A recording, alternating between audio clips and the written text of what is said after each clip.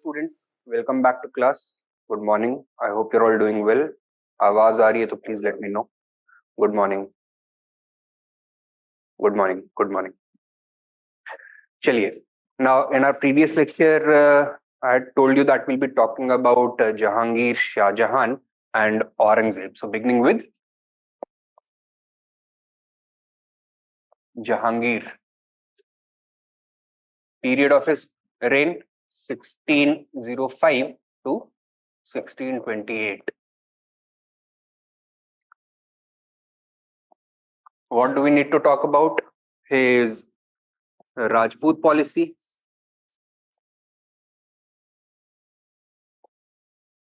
his religious policy, and his Deccan policy. ठीक है, तो इन तीनों के बारे में हमको बात करनी है and we'll see what were the changes and continuity as compared to Akbar's reign. Now, first of all, his Rajput policy. Now, Jahangir continued to maintain close relations with the Rajputs and to a large extent continued the Rajput policy of Akbar. He continued the practice of matrimonial relations with the Rajputs. He continued appointing Rajput princes to important positions. He also continued the practice of giving the command of important battles to Rajput chiefs.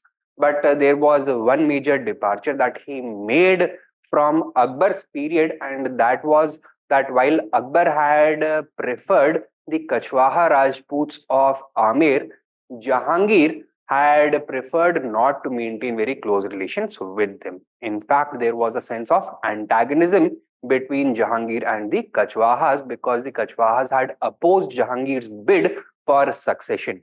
Therefore, he counterbalanced the Kachwaha influence by promoting another Rajput ruling family, that is the Bundelas, right? So that is one change, and the other is that unlike Akbar, Jahangir discontinued the practice of appointing Rajputs as Subedars, as governors, after recalling Man Singh from the position of Subedar of Bengal. ठीक है?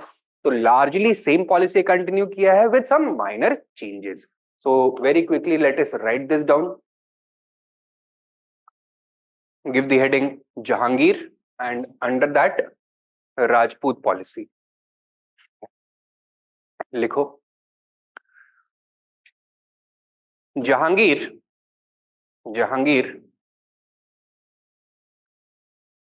largely continued the Rajput policy of Akbar with slight modifications.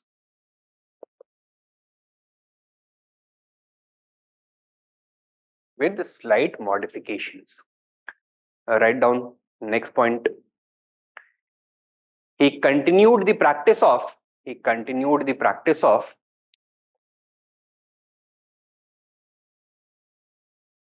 matrimonial alliances with the Rajputs.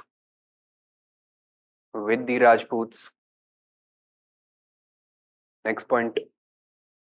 He continued giving high Mansab ranks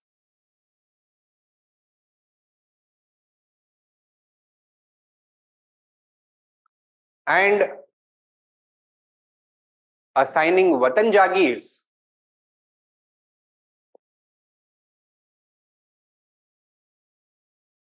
to the Rajputs.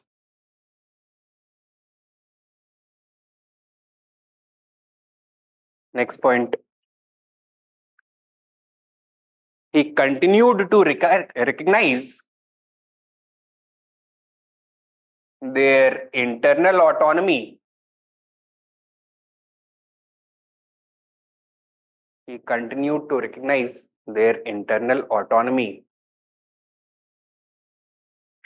Next point. A large number of Rajput officials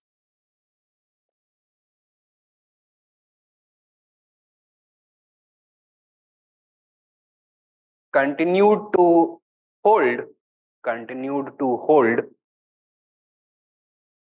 important positions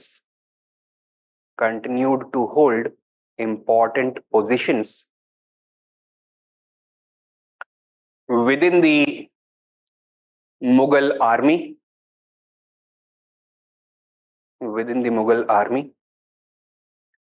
and revenue machinery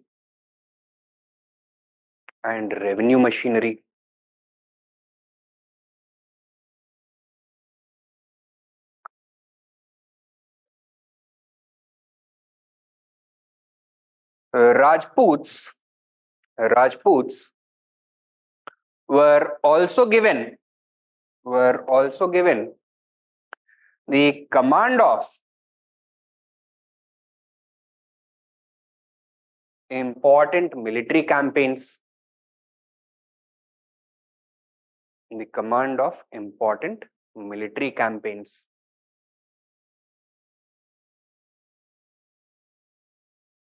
Next point.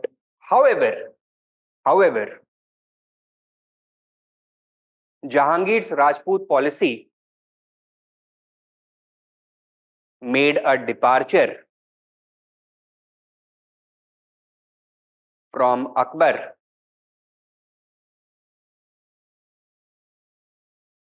in the following ways.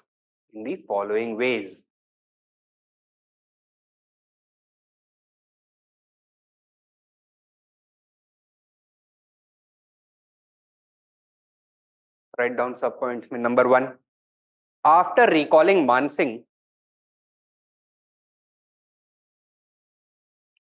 as governor of Bengal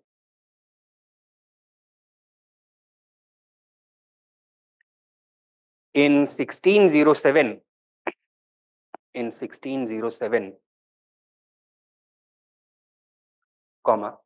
no further Rajput Subedars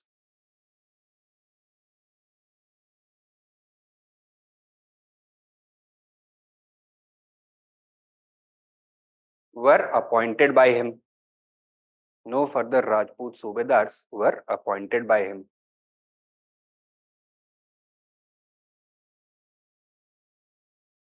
Number 2, to undermine the influence of the Kachwaha Rajputs of Amer.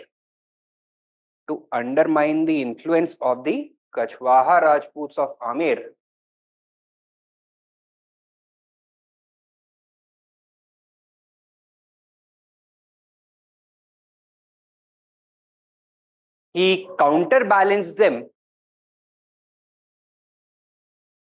with the Bundela Rajputs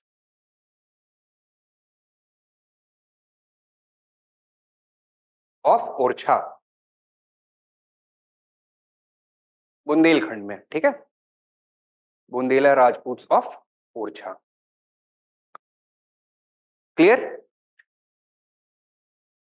In one sense, इसी में ही same point में continue. In one sense, this was necessary because the overwhelming influence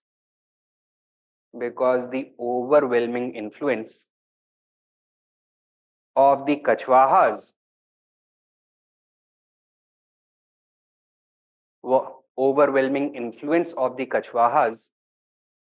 was resulting in resentment among other Rajput ruling families.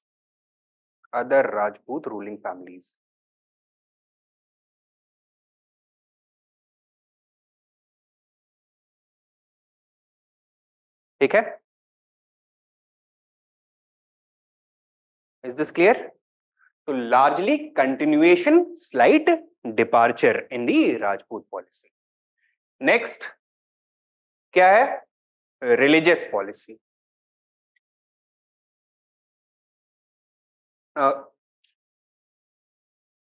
What were the characteristics of the religious policy of Jahangir? They were also largely a continuation of Akbar's policy. And Akbar की policy के क्या hallmarks थे? It was based on the idea of Sulh-e-Kul, which stood for religious tolerance and universal peace. Jahangir also continued to maintain a tolerant attitude in religious matters. In matters of state, religion did not play any major role. He also continued to sideline the ulema. How? By continuing the same court practices of Akbar, including Tuladan, Jharokha, Darshan, Sajda, Paibos, etc. He also continued to offer the Deen-e-Ilahi to his followers. He continued to emphasize upon the principle of Sulh-e-Kul. He continued to treat Hindus and Muslims on an equal footing in matters of public employment or justice. ठीक है? So non-discrimination का policy इसने follow किया, right? He even continued to, or he even allowed his own son to convert to Christianity. One of his sons was allowed to convert to Christianity. During his reign, there was a great influx of Portuguese Christian missionaries at Agra. तो Portuguese Christian missionaries Goa से आगरा पहुंच रहे थे in order to propagate Christianity in North India, for which they wanted closer relations with the Mughals. Jahangir gave them complete religious freedom. He did not put any, you can say, restrictions upon their freedom. He even made certain donations to Bir Singh Bundela, the rulers of the Bundelas of Orchha, to construct new temples at Orchha, right? However, कुछ cases में some kind of religious persecution was visible. For example, he was responsible for the capture, torture and execution of the fifth Sikh Guru, Guru Arjun Dev. But उसके पीछे religious equation उतना important नहीं था, because it was more of a result of a political dispute between the Sikhs and the Mughals. Then he is also reported to have expelled certain Digambar saints from the region of Gujarat. But this was once again because of a political dispute between them, not as a matter of any religious hatred. ठीक है?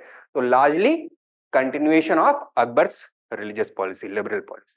So write down Jahangir's religious policy. Jahangir's religious policy was also largely a continuation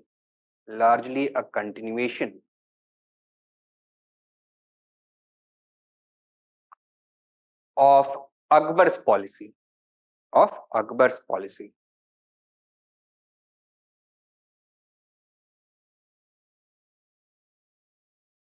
Next point.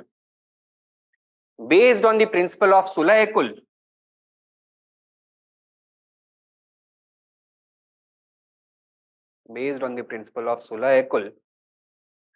it was characterized by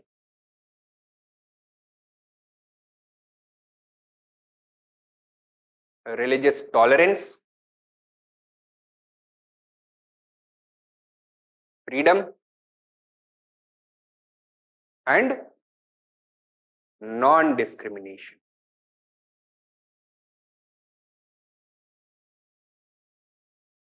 Religious tolerance, freedom, and non-discrimination.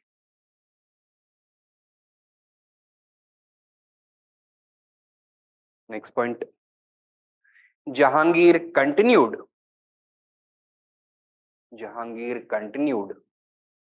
the strict separation of state and religion.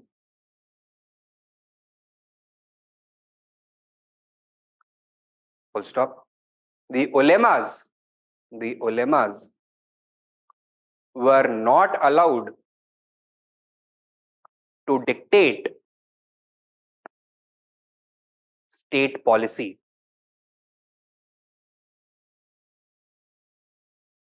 Full stop. The state did not discriminate among its subjects in matters of justice or state employment.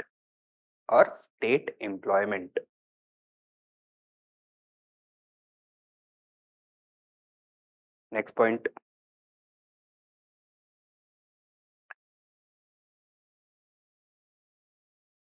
The cosmopolitan nature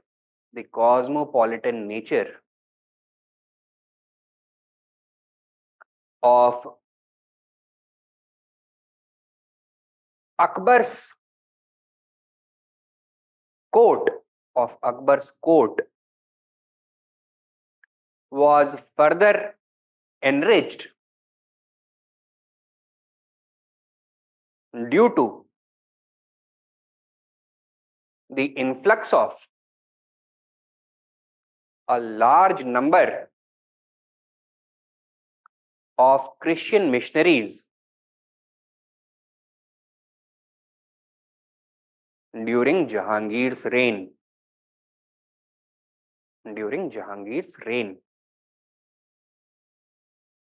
Full stop. Same point, he even allowed some of his sons and grandsons to adopt Christianity.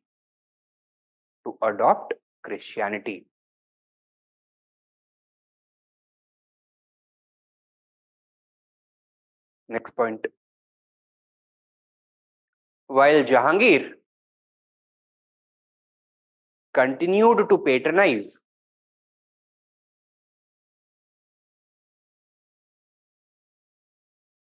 Islamic culture through the construction of mosques,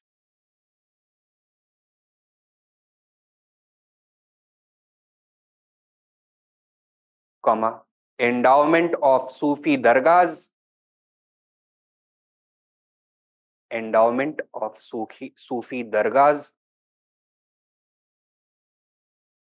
and patronage of Islamic scholars,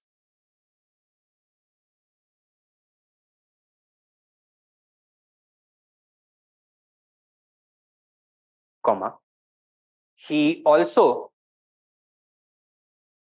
supported other cultures. Full stop. Subpoint. For example,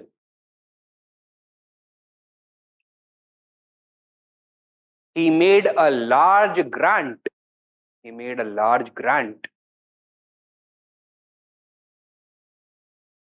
to Bir Singh Bundela to construct several temples at Orchha.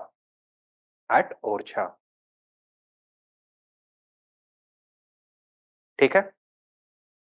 Subpoint. Next subpoint. Further, he employed a large number of Hindu scholars, painters, and musicians at his court.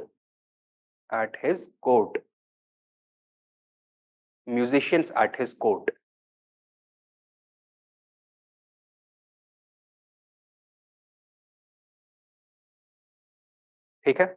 Next subpoint. He permitted his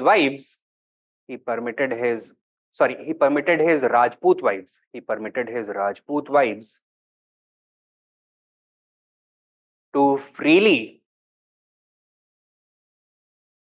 observe their religious customs.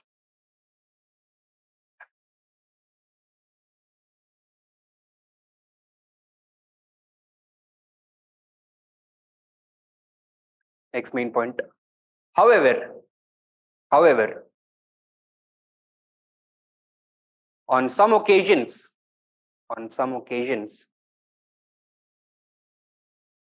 he deviated from the characteristic Mughal religious liberalism. Mughal religious liberalism.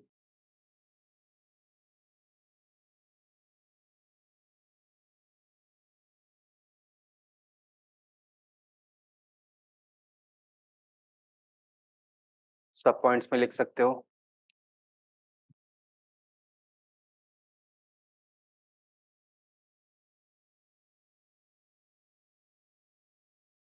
Departure. Number 1, he imprisoned,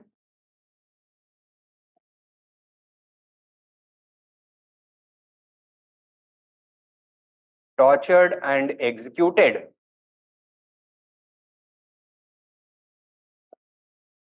the fifth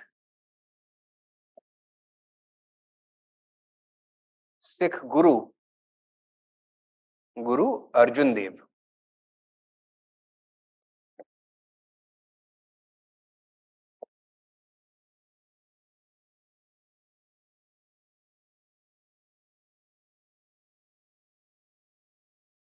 Full stop. However, this was not an instance of religious persecution.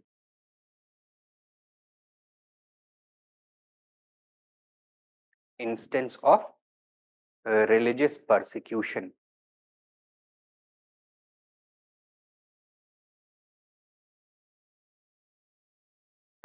Full stop. In fact, the Sikh Guru had supported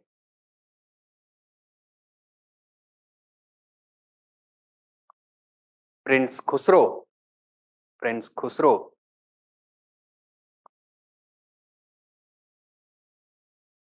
who had rebelled against Jahangir.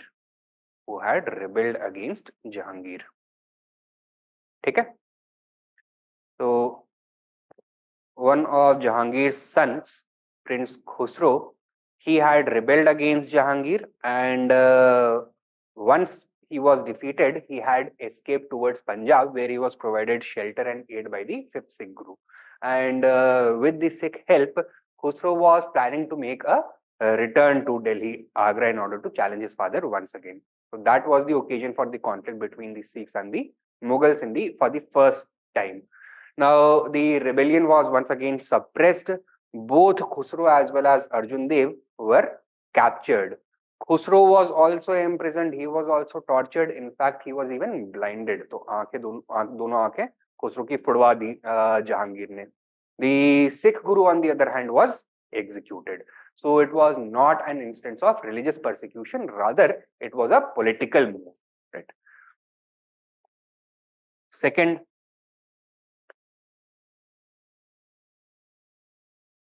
he expelled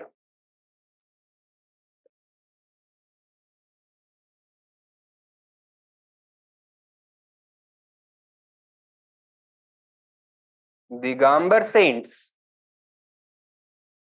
from Gujarat.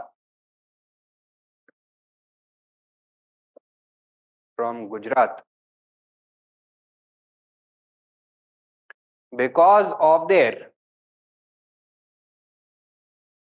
political opposition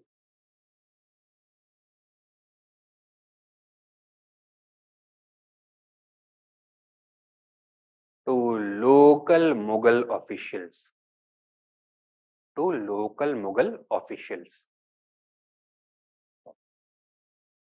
ठीक है. So this was Jahangir's religious policy.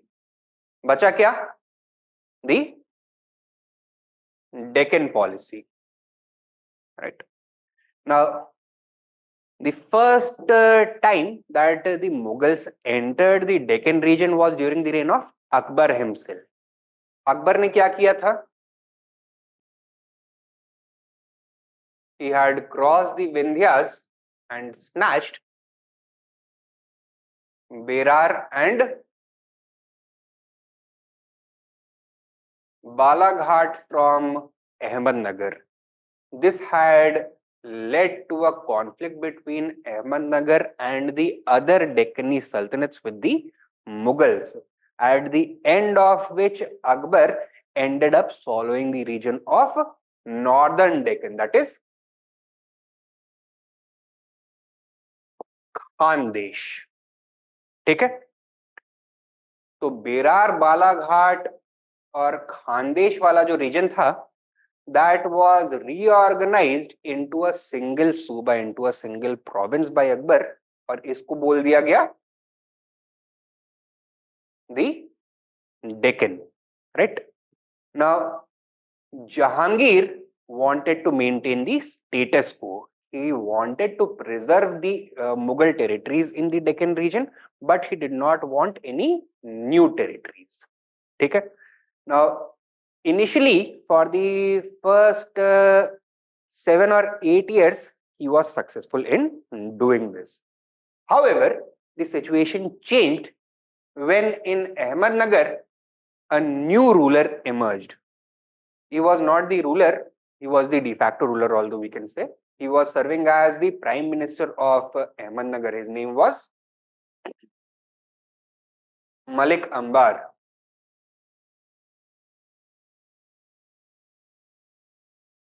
He was a black Ethiopian slave who had arrived in Ahmednagar at a very young age, but had rose quickly through the ranks to gain more and more trust and power of the ruling elite, and ultimately he had propelled himself to the position of Wakil-ul-Sultanate of Ahmednagar, that is prime minister. He in fact had gotten one of his daughters married to the Sultan of Ahmednagar, and thus had emerged as the real power behind the throne. This was a period when a Deccani resurgence took place. He entered into an alliance with the remaining Deccani states. कौन-कौन से? Ahmednagar, Bijapur and Golconda. इनके साथ इसने एक alliance बनाया and he challenged the Mughals. He was successful in driving the Mughal सूबेदार of the Deccan. नाम क्या था? अब्दुल रहीम.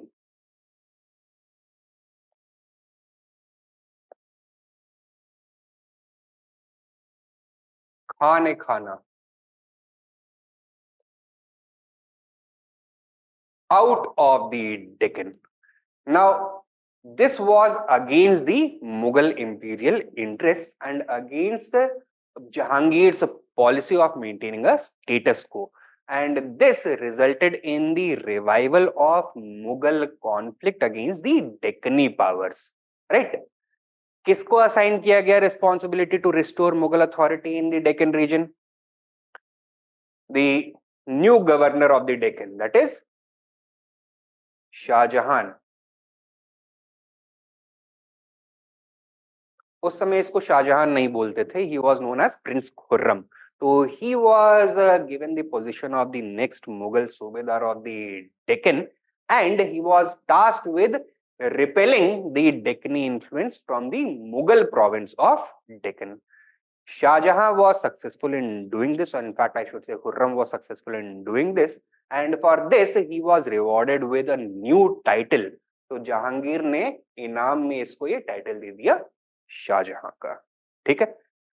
Although Shah Jahan had succeeded in pushing the Deccanis further south out of the Mughal province of the Deccan, but Jahangir, उसका policy क्या था? To maintain the status quo.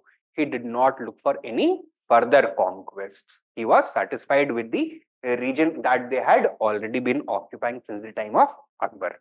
Clear? तो ये था इसका Deccan policy. What is the hallmark of Jahangir's Deccan policy? To maintain the status quo in order to preserve the crucial strategic and commercial interests of the Mughals on the western coast, primarily the Gujarat coast. ठीक है. तो Mughals were always more interested in the trade or in the commercial position of Gujarat. उसी को protect करने के लिए अकबर ने मालवा, खानदेश, बेरार, बालाघाट इन सबको कैप्चर किया था, because all the trade routes linking Gujarat to eastern India were passing through these regions. He wanted to maintain the region of Khandesh, Berar and Balaghat as a buffer zone between the Mughal province of Gujarat and the Deccani Sultanates towards the south. Jahangir also wanted to do the same thing. Okay? So it was not an overtly aggressive policy. He simply wanted to maintain the status quo. Clear hai? Write down. The Mughals first made inroads into the Deccan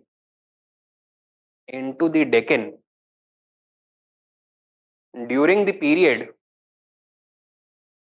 of Akbar himself,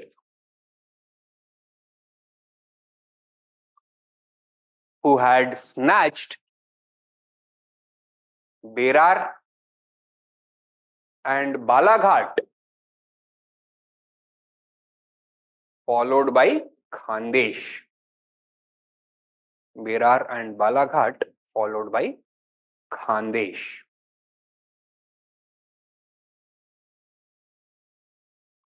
Full stop. These territories, इसी point में, these territories were reconstituted into the Mughal Suba of Deccan, into the Mughal Suba of Deccan. ठीक है?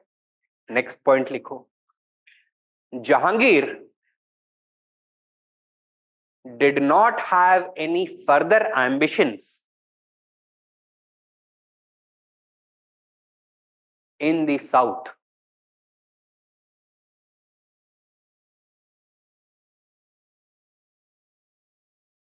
Full stop. He simply wanted to maintain the status quo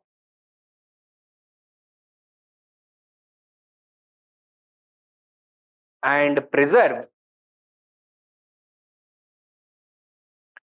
the core Mughal strategic and commercial interests.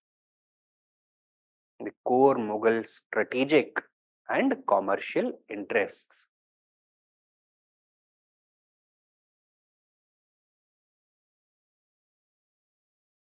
Comma, namely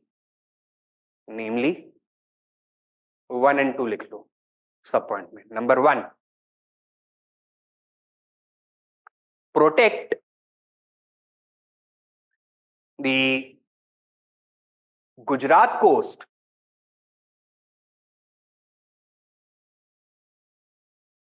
and the trade routes connecting it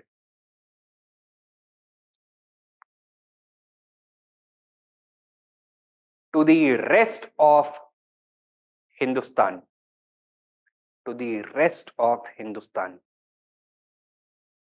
Number 2,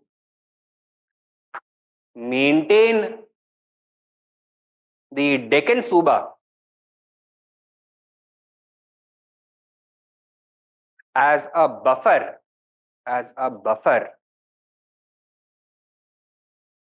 between the southern powers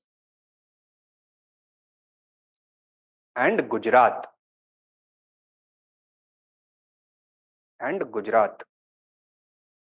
ठीक है? Next main point लिखो. In the meanwhile,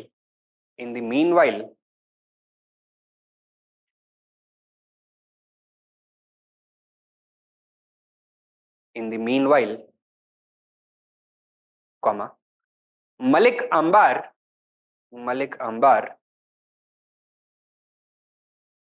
consolidated power in Ahmednagar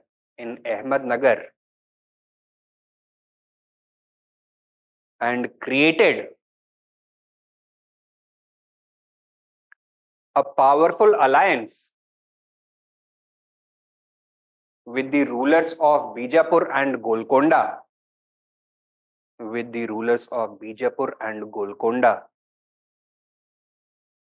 to expel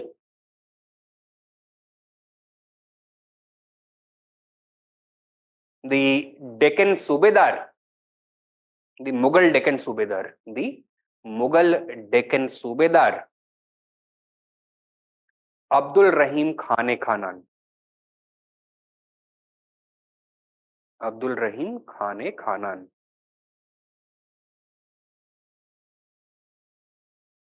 Full stop.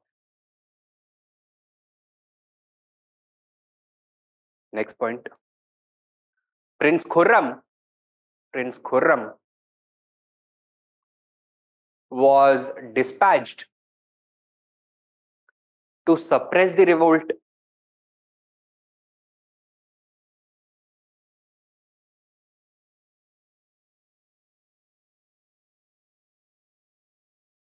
Full stop. He succeeded in restoring the lost Mughal territories. He succeeded in restoring the lost Mughal territories and was rewarded by Jahangir with the title Shah Jahan. With the title Shah Jahan.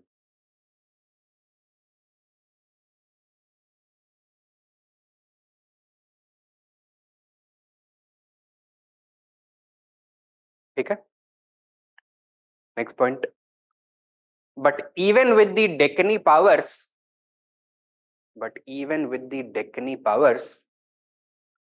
on the back foot,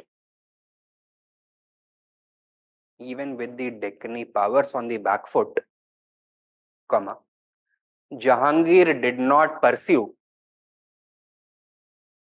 further conquest.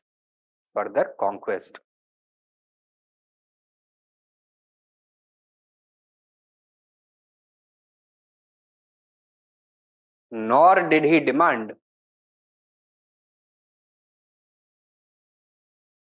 any more territory from the defeated powers. And क्या दिखाता है ये? That he was simply interested in maintaining the status quo. ठीक है? This amply demonstrates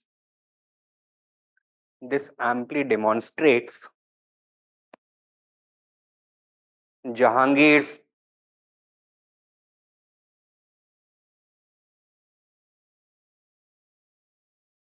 intention to simply maintain the status quo.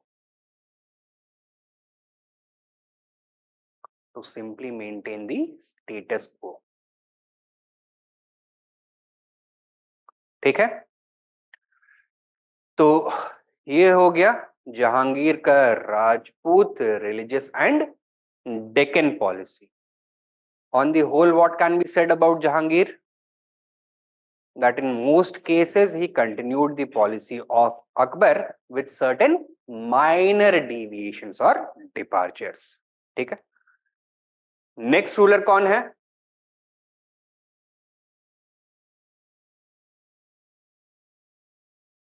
Shahjahan. Time period 1627-28 to 1658.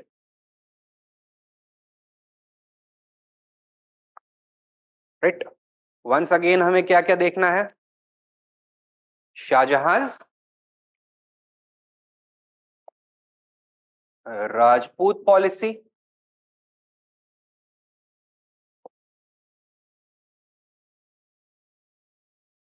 Religious policy and Deccan policy.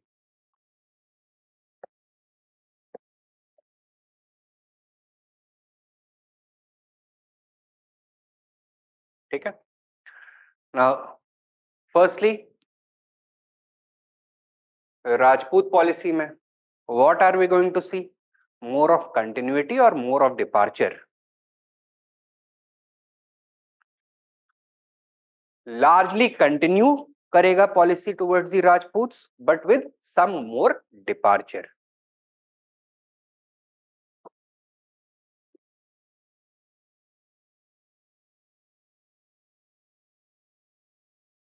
Continuity में हमें क्या देखने के लिए मिलेगा?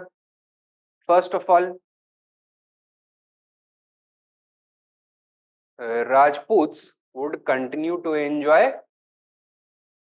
high mansabs and Watan Jagirs. They would continue to enjoy internal autonomy. They would continue to command important military campaigns.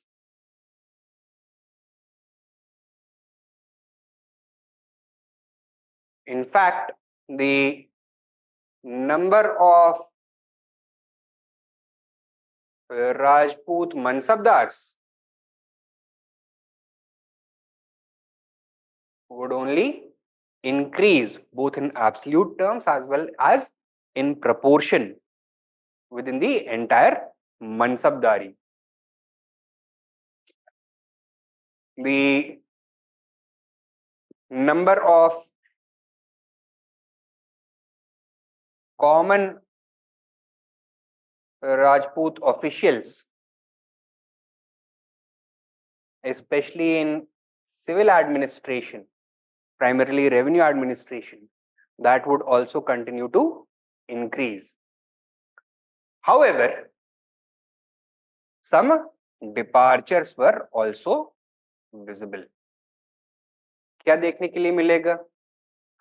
Although matrimonial relations with Rajputs still took place between the Mughal princes and Rajput princesses, Shah Jahan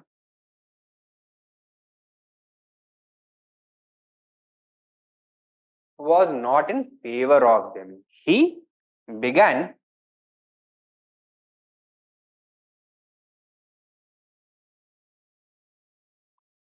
discouraging matrimonial alliances with the Rajputs.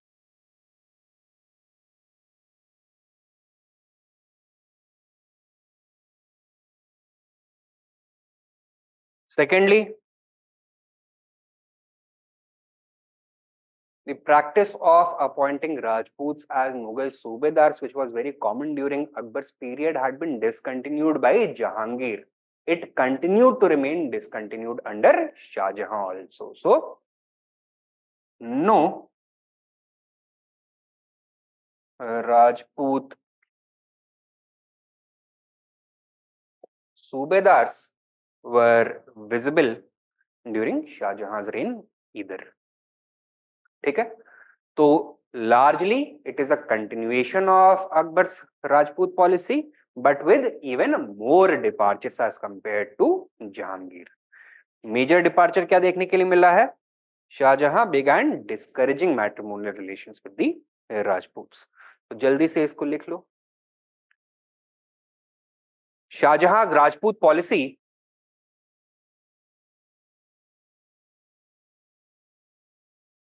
was by and large a continuation of his predecessors.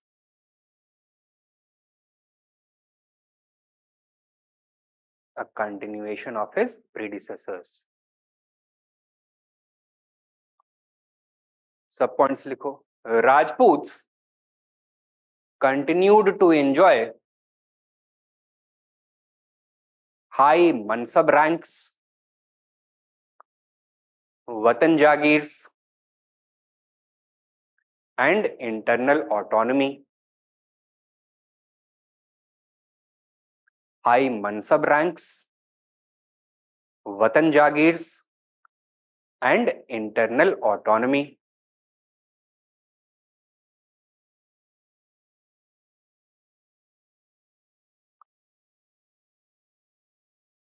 Next subpoint, they continued to command Mughal forces in crucial battles.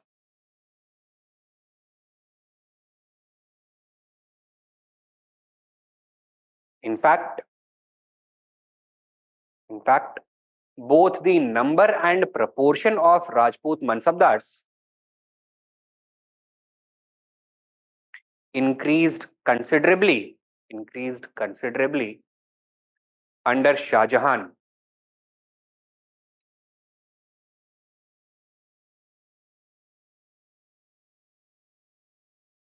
Next main point. However, considerably under Shah Jahan. Next main point likho. However, there were some important departures.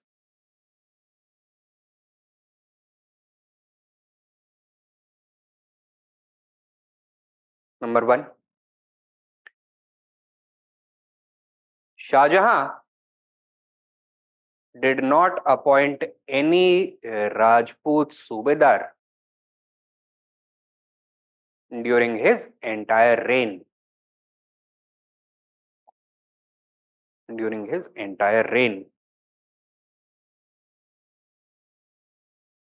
Number two, although matrimonial relationships continued, although matrimonial alliances with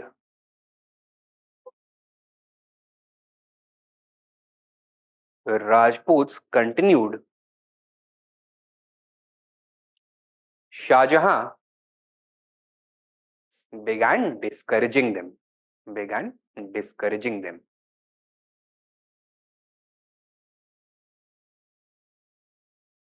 ठीक है?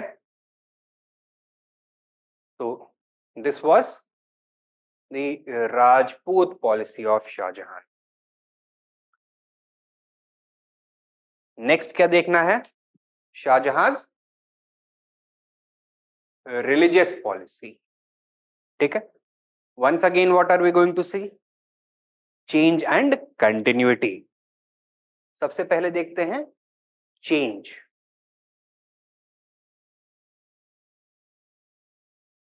What was the hallmark of Akbar and Jahangir's religious policy?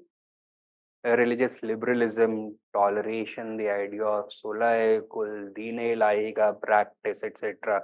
Complete religious freedom to everybody, right? Shah Jahan was more orthodox in his outlook, and this is reflected in his religious policy also. Write down. Shah Jahan's religious policy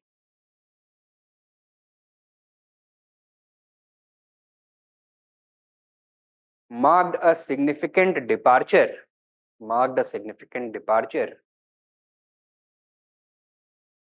from the liberalism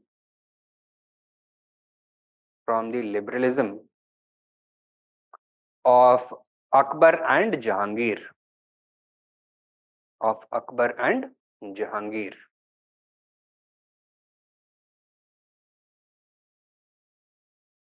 Full stop.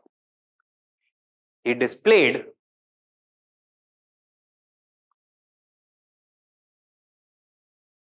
religious orthodoxy and a clear bias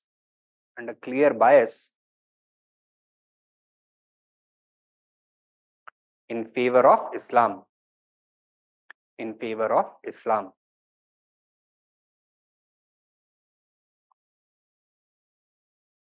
So some instances need to be pointed out. पहले लिखो सब point में. Number one, he avoided marriages between Hindu men and Muslim women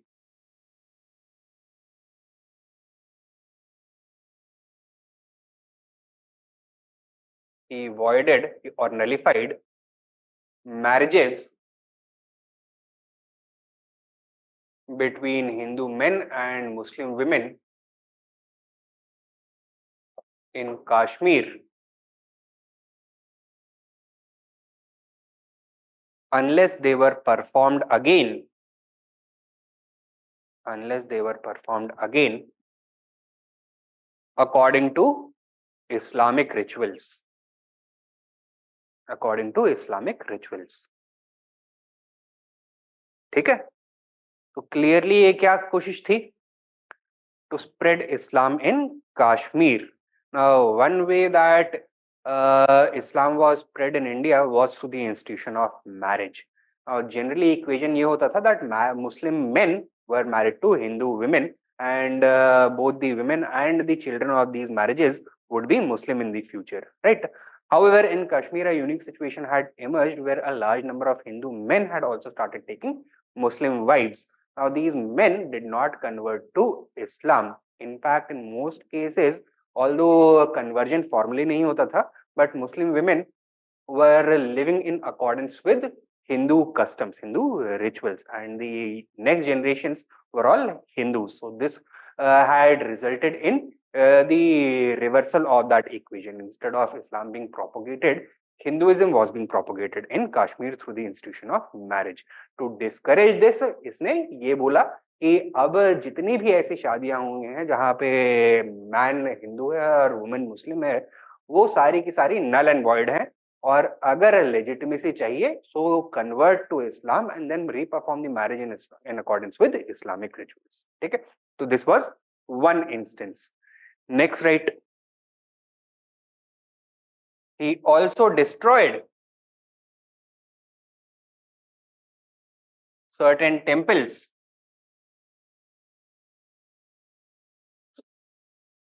in Kashi and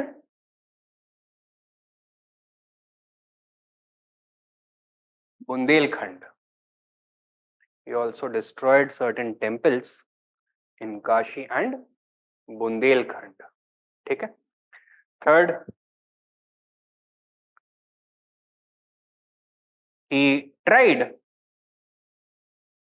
to revive the pilgrimage tax. He tried to revive the pilgrimage tax, but did not do so.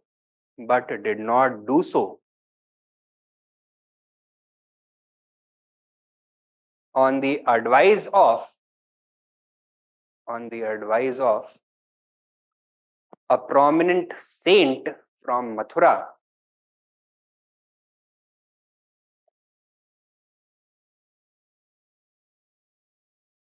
named Kavindracharya.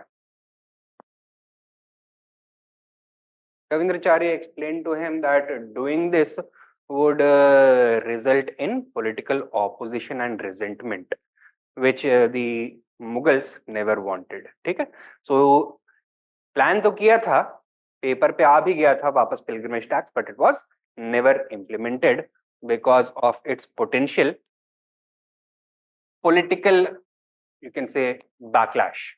ठीक है, तो ये था the ways in which Shah Jahan departed from the religious liberalism of Akbar and Jahangir. However, Shah Jahan seems to have had change of heart and mind during the later half of his reign. He displayed more religious liberalism rather than orthodoxy, and that was probably due to the influence of his own children. Two of his children had a very liberal religious outlook. कौन कौन थे ये? जहारा बेगम and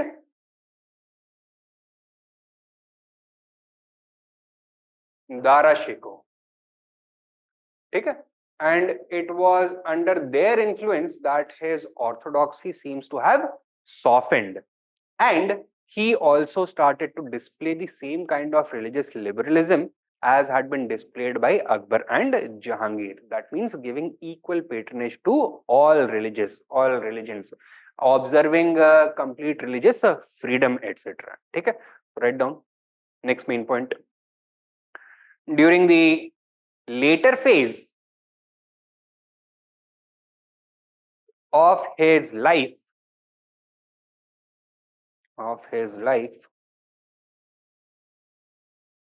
comma. Shah Jahan seems to have become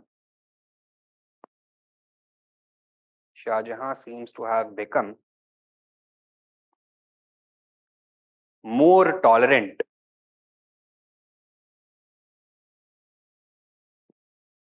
and liberal, comma, probably due to the influence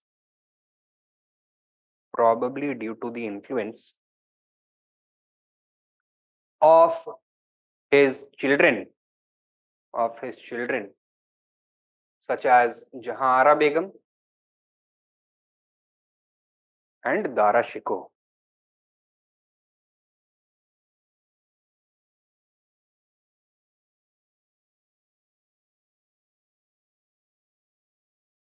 ठीक है? So this was his religious policy. तो यहाँ पे क्या ज्यादा है, कंटिन्यूटी या चेंज? चेंज का एलिमेंट ज्यादा डोमिनेंट। और डेक्कन पॉलिसी में let us C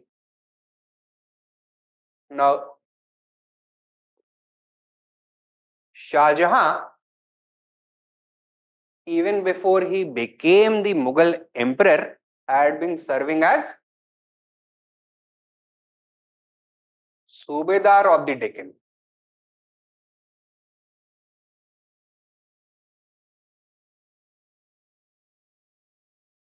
In fact, he had played an important role in restoring Mughal power in the Deccan after Abdul Rahim Khan Khana had been expelled from it.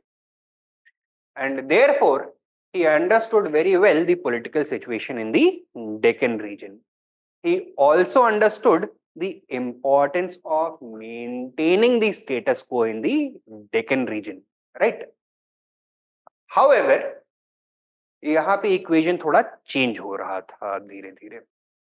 See, what had happened was that he had appointed a new Subedar in the Deccan once he became the emperor. His name was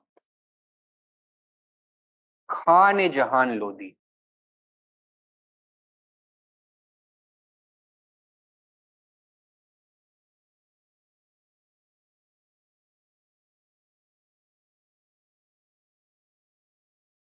Now, Shah jahan Lodi was entrusted with the maintenance of Mughal power in the Deccan, and he was also given the charge of harassing the southern neighbors of the Mughals, namely Ahmednagar. ठीक है, ताकि वो हमेशा militarily engaged रहे and they never have the ability to consolidate power so that they could actually challenge the Mughal authority. Shah Jahan Lodi was also entrusted with the responsibility of preventing any alliance emerging between the remaining Deccani states, that is Ahmednagar, Bijapur and Golconda. Lekin Shah Jahan Lodi was also an Afghan, and Afghans were notorious for their opposition to the Mughals. और and में हुआ क्या, वही जिसका Mughals को डर था. Shah Jahan Lodi entered into an alliance with Murtaza,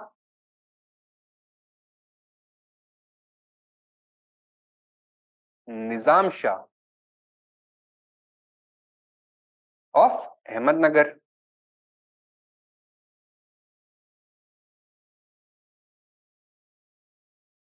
and the rulers of Bijapur and Golconda, and declared independence. ठीक है, तो once again the Mughals lost control of the Deccan. By this point of time, the commercial landscape of India was also transforming. और ऐसा हो क्यों रहा था? Because by this point of time, the volume of India's direct trade with Europe had increased substantially. And European traders सबसे ज्यादा कहाँ पे interested थे? In the Gujarat coast or in the Malabar and Coromandel coast? Malabar और Coromandel में ज्यादा interested थे. The economic importance of southern India or the South Indian coast was beginning to exceed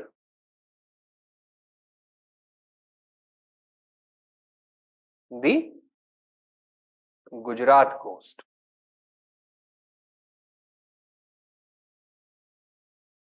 And therefore, the Mughal ambitions in southern India were also changing. Secondly, because of the rebellion of Khane Jahan Lodi and the declaration of independence, the Mughal commercial interests even in Gujarat would now be permanently threatened. Therefore, it became a priority for Shah Jahan not only to suppress this rebellion but to further increase Mughal influence in South India. After a long struggle in 1636, finally a resolution emerged. The Mughals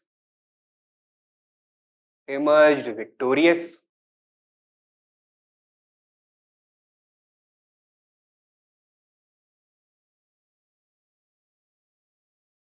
All the lost territories were recovered.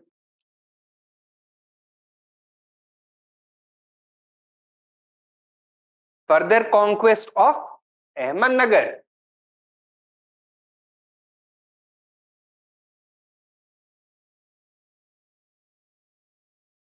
was completed. Ahmednagar was annexed, and a treaty was signed with Bijapur and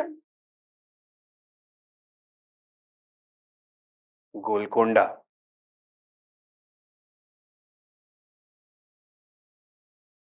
What were the terms of this treaty? First of all, in return for a one-time payment of rupees 80 lakh, one-third of the territory of Ahmednagar was transferred to Bijapur.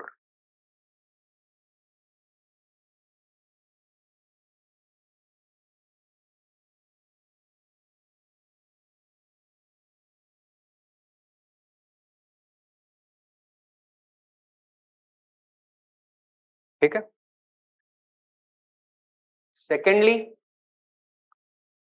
both Bijapur and Golconda accepted Mughal overlordship.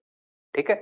From now on, both of them committed to including Shah Jahan's name in the Friday prayer khutbah.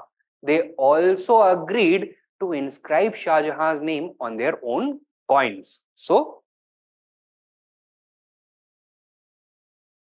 Mughal suzerainty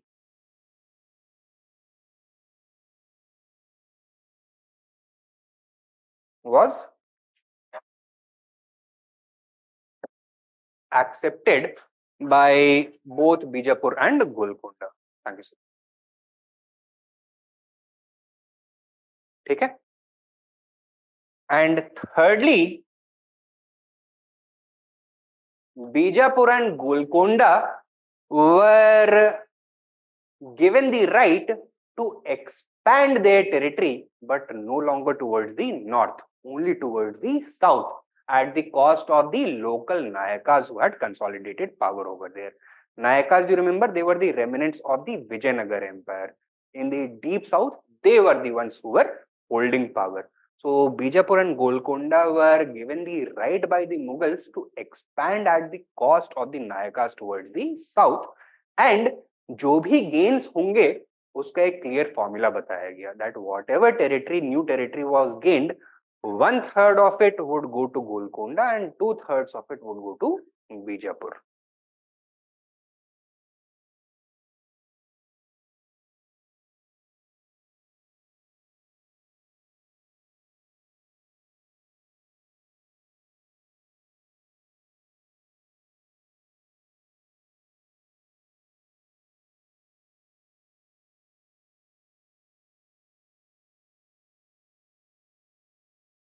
They were both allowed to expand towards the south. ठीक है? With this, what had been accomplished by by Shah Jahan? That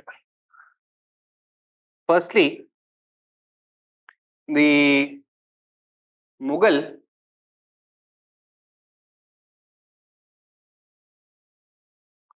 commercial interests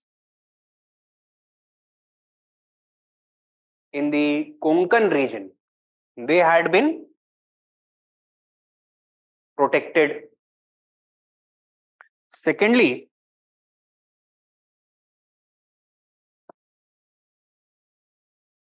Mughal influence had increased substantially.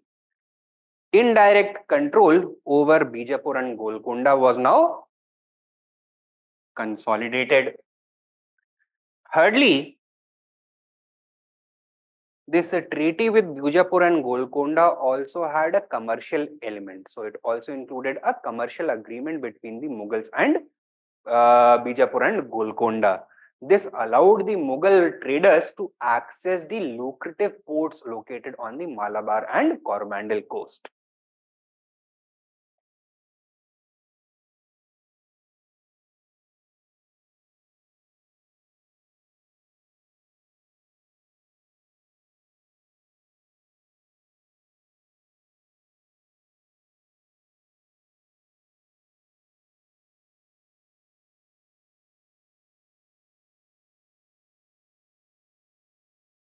They were established. Mughal commercial links with Coromandel and Malabar were established. Fourthly, with the completion of the annexation of Ahmednagar, the chief Mughal adversary in the Deccan region was eliminated. The downfall of Ahmednagar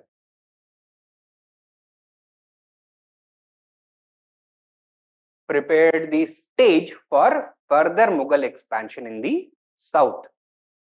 But further expansion in the south was not feasible or desirable at this point of time. क्यों? क्योंकि although the trade of Coromandel and Malabar was catching up, abhi bhi the trade of Gujarat was more valuable.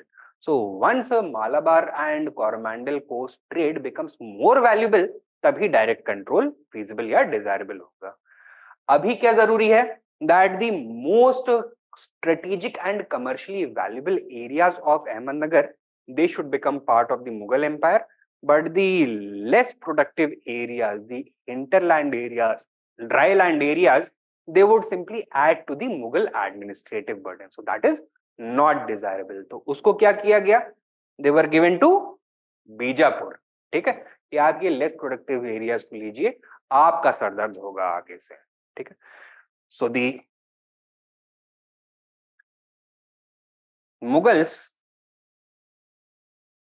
were also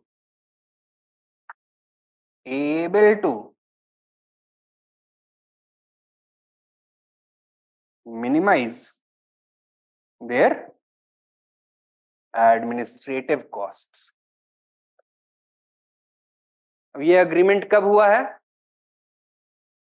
In 1636. Clear? Only 20 years later, 1656, Shah Jahan violated the treaty.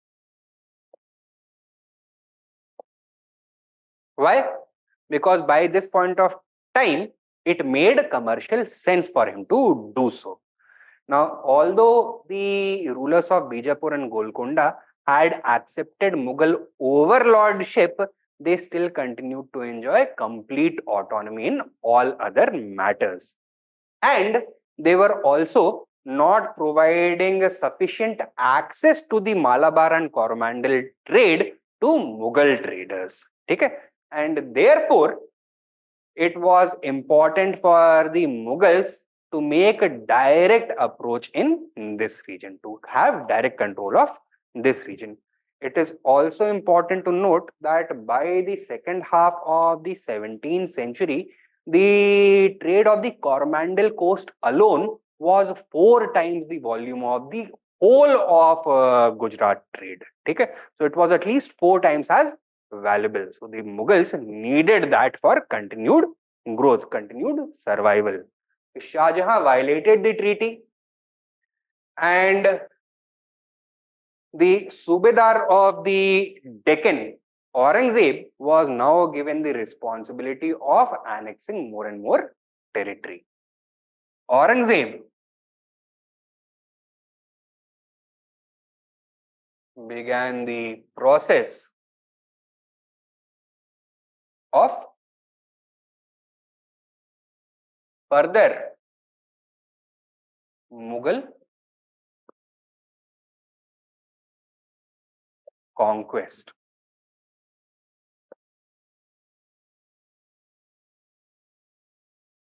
The Mughal conquest of the Deccan was finally completed in 1686-87 with the annexation of Bijapur and Golconda respectively.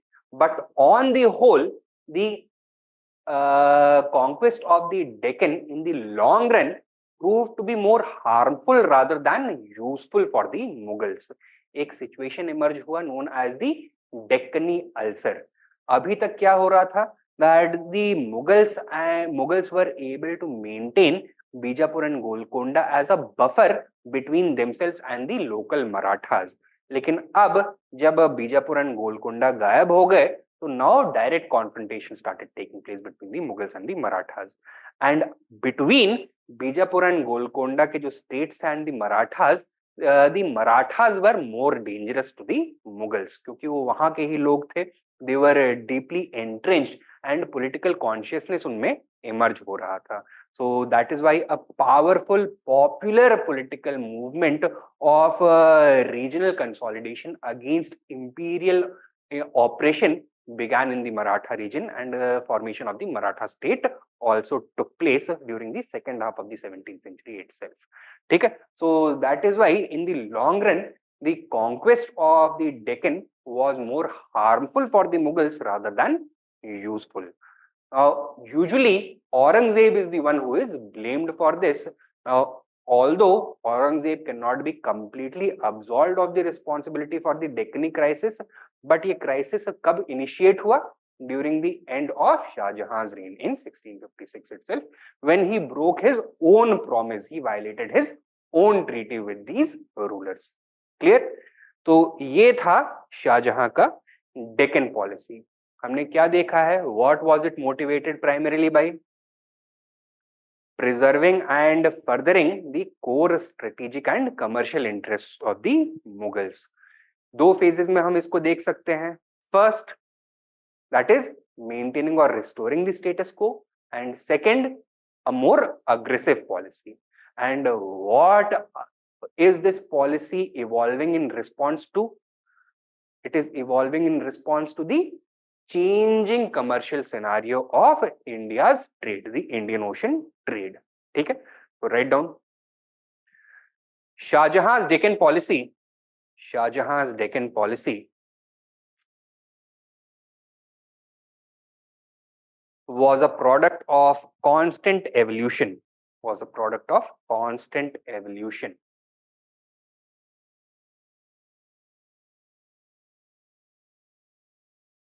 Full stop.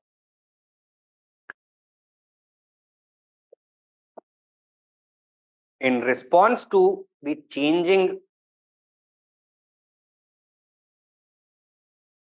strategic and commercial outlook,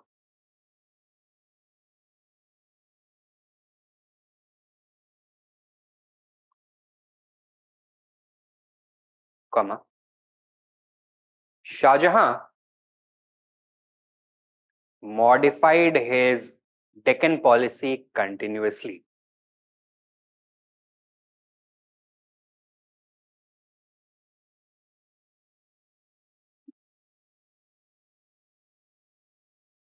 Next point.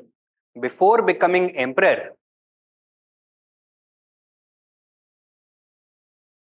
Shah Jahan had served as the Subedar of the Deccan.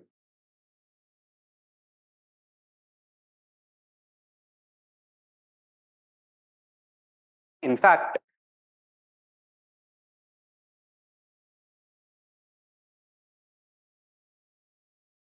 he had played a critical role. He had played a critical role in restoring Mughal power in the Deccan.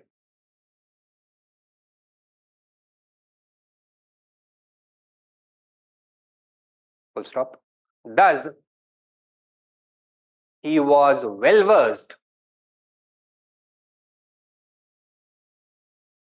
with the local politics and understood the Deccan's importance. The Deccan's importance.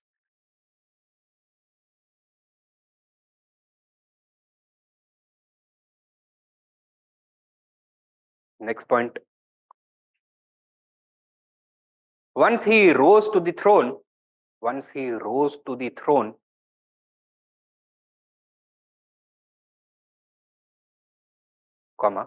he appointed Shah jahan Lodi as the Subedar of the Deccan. As the Subedar of the Deccan. With the primary responsibility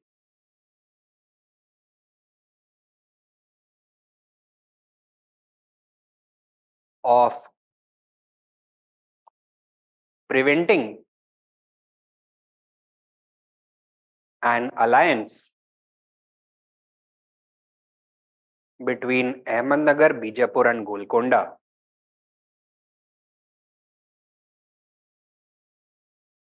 Preventing an alliance between Ahmednagar, Bijapur and Golconda from emerging. However,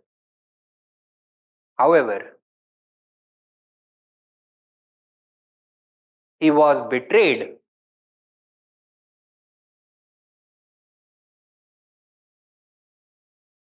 when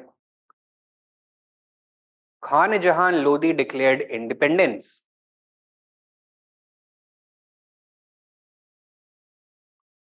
with the support of Sultan Murtaza Nizam Shah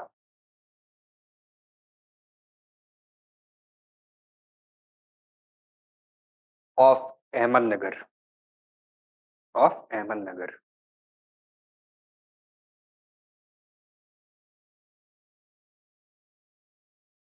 Next point. Thus, it became a priority for Shah Jahan not only to restore Mughal power in the Deccan,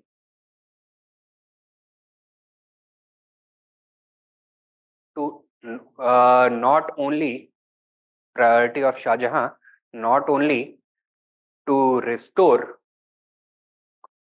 Mughal power in the Deccan, but also find a permanent solution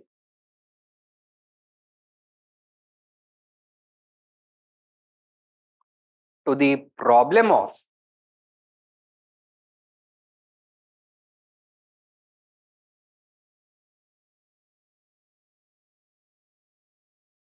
continuous conflict.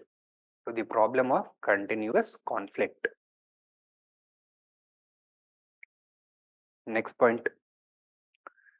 This was becoming increasingly important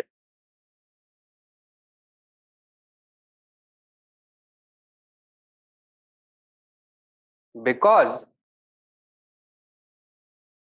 of the rising commercial value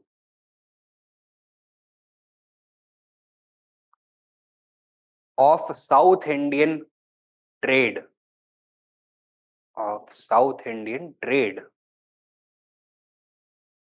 due to the growth of European commerce, due to the growth of European commerce. Next point. Following a lengthy conflict,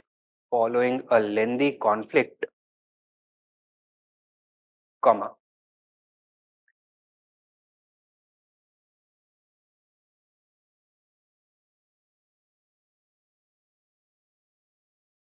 the Mughals emerged victorious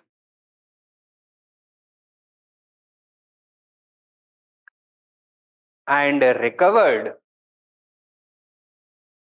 all their lost territories in 1636.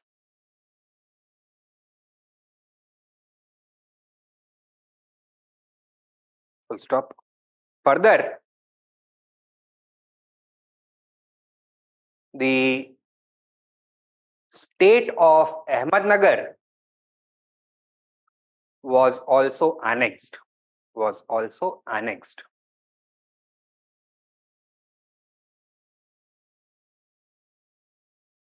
Next point. Shah Jahan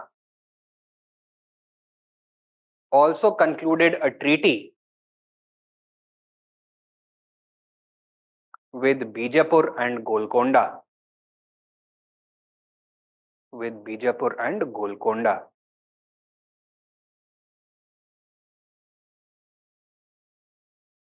Its main provisions were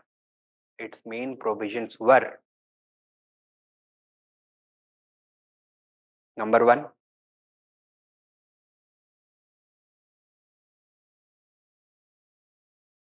for the payment of 80 lakh rupees,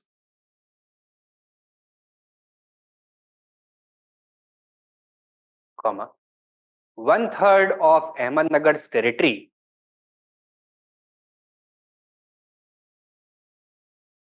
would be transferred to Bijapur.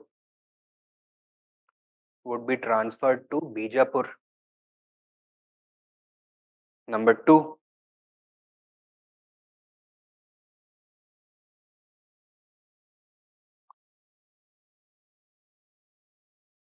Bijapur and Ahmednagar, sorry, Bijapur and कौन सा है? Golconda accepted Mughal suzerainty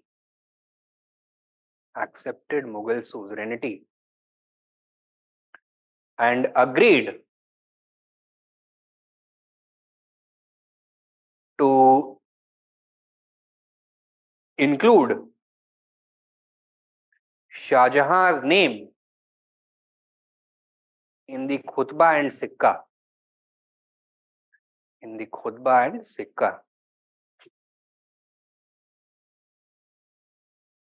And number 3, they were permitted to expand southwards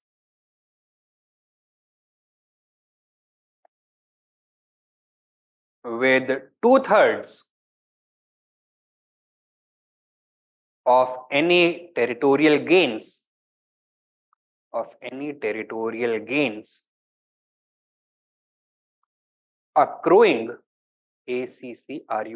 accruing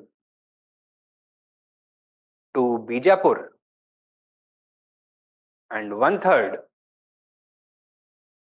to Golconda.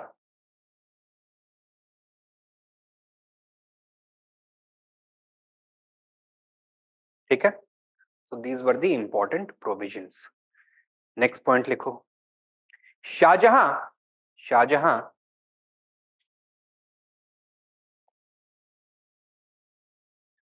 did not annex Bijapur and Golconda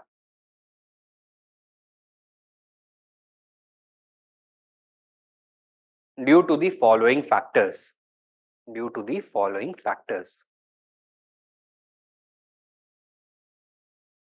So he had defeated not only Ahmednagar but also Bijapur and Golconda. He could have annexed them also like he had annexed Ahmednagar. लेकिन इसे इसने नहीं किया. क्यों नहीं किया? Write down. Number 1. It would have resulted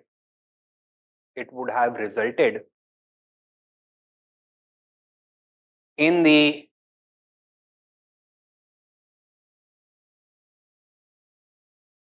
expansion of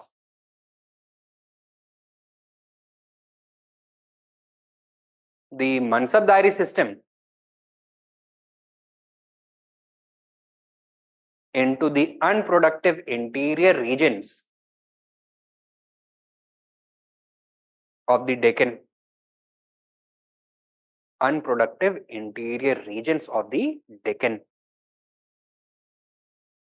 और उसकी वजह से क्या होता? अननेसेसरी इंस्टीट्यूशनल स्ट्रेस, क्योंकि जागीरें तो वहां पे मिल जाती लोगों को, जागीर तो असाइन कर दी जाती, but these jagirs would have been very unproductive, so the mansabdars would not be very satisfied. Secondly, the size of the mansabdari would also have grown considerably because of Deccani nobles भी बहुत large numbers में incorporate करने पड़ते, and there would not be you can say substantial improvement or increase in the amount of good jagirs. ठीक है, तो जागीर्स का shortage हो जाता. Second, right. Number 2, it may have led to a shortage of good jagirs.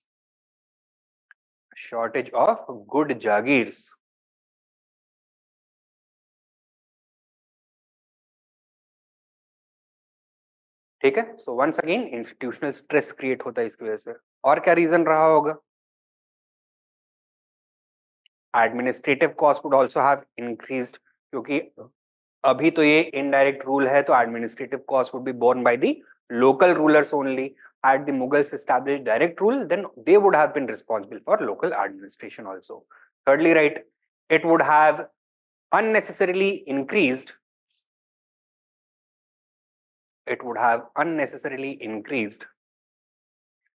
administrative expenditure.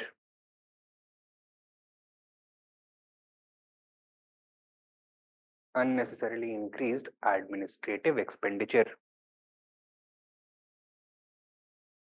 और क्या reason रहा होगा? Now, while indirect rule would have not been liked by the local nobility, they could still have agreed with it. They could still have continued to tolerate it. लेकिन अगर उनकी power को completely abolish कर दिया जाए तो there would be just cause for continuous rebellion, revolt. ठीक है, so write down. Complete annexation. Next point, number 4. Complete annexation may have resulted in perpetual rebellion.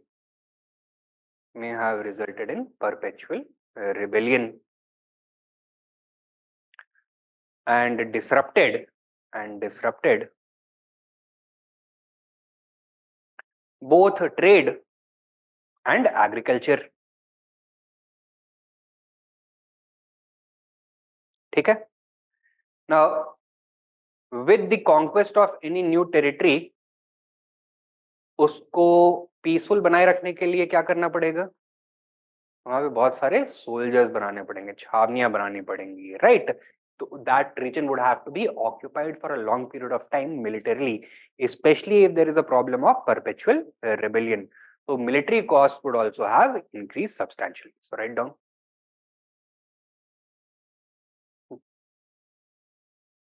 Pacification of the entire Deccan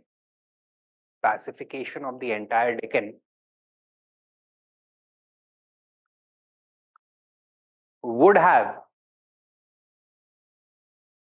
required considerable military expenditure. Considerable military expenditure that Shah Jahan was unwilling to bear. That Shah Jahan was unwilling to bear. Clear? Next main point लिखो. As such, the 1636 Pact,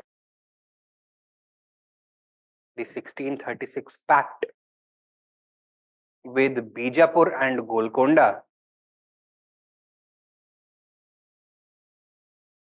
proved rather advantageous to the Mughals.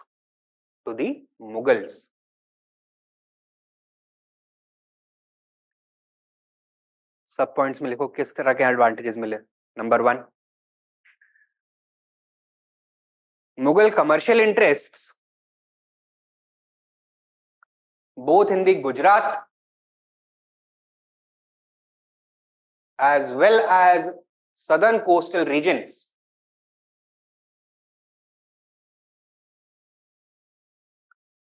were fulfilled.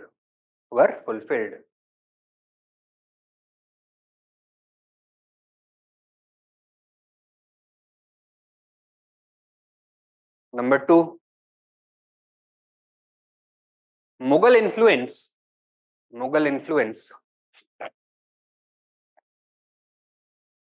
now reached the Krishna River, reached as far south as the Krishna River, comma, albeit indirectly.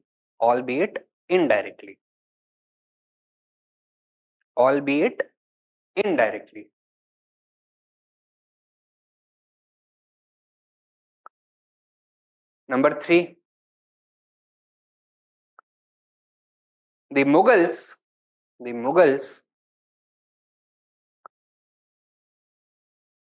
were also able to minimize their administrative costs in the Deccan. And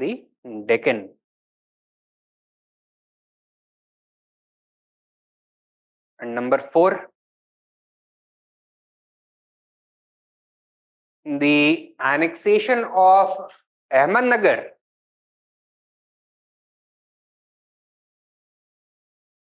eliminated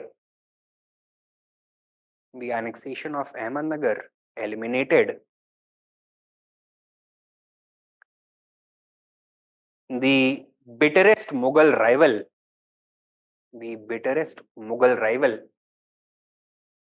in the Deccan.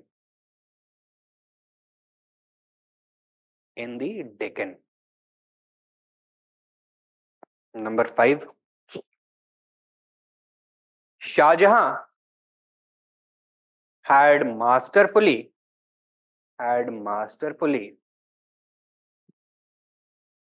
neutralized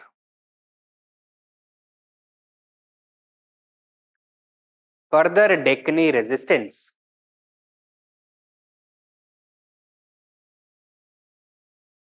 by securing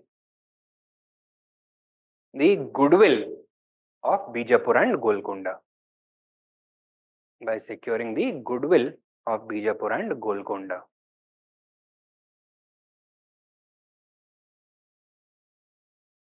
ठीक है. And lastly कितने हुए अभी? 5 हुए. Number 6 लिखो. By allowing Bijapur and Golconda to expand towards the south, comma, Shah Jahan prepared the blueprint for future Mughal conquests right up to the Kaveri River. Right up to the Kaveri River. Right? So when Aurangzeb is finally going to annex Bijapur and Golconda, he is going to annex territories not only up to the Krishna River, जैसा कि 1636 में situation था, but up to the Kaveri River, right? And this zone is extremely fertile as well as commercially very viable, very useful. ठीक है? तो ये हुआ है situation 1636 तक. Next main point लिखो. In 1656, comma, Shah Jahan violated his own treaty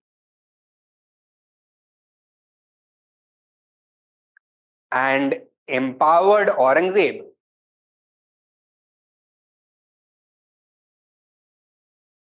comma, the Subedar of the Deccan,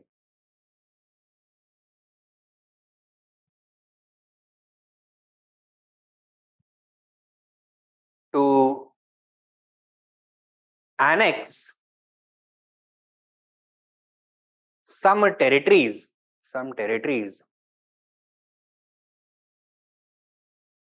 of Bijapur and Golconda.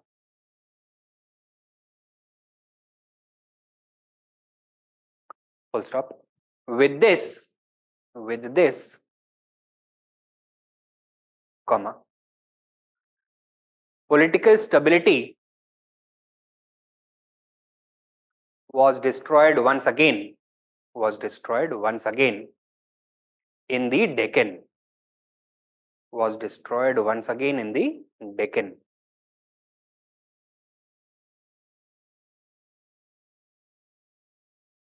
ठीक है? क्यों किया इसने? Because by this point of time, the benefits of political instability in the Deccan outweighed the disadvantages. Why? Because by this point of time, the trade of the Coromandel coast alone was at least 4 times as valuable as the Gujarat coast, and it was becoming more of a compulsion for the Mughals to annex the southern territories in order to establish a direct control over the Coromandel and Malabar trade. Write down. See, subpoint. By this point of time,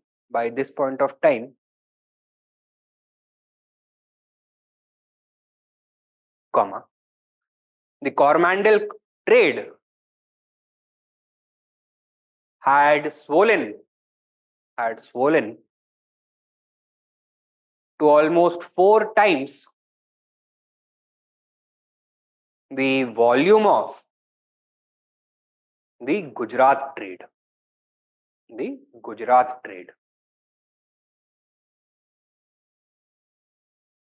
Thus, the additional cost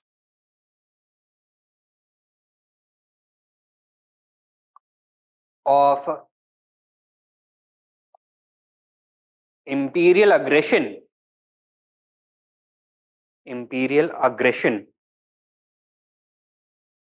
in the Deccan appeared to be justified.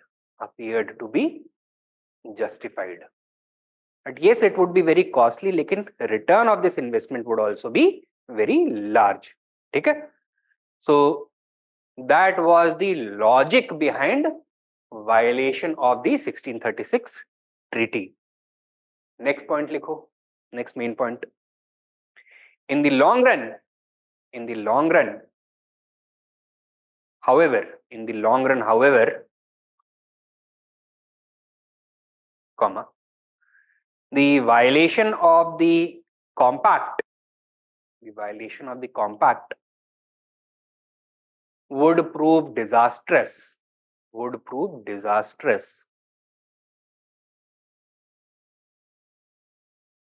And the Mughals would become embroiled in the Deccan crisis.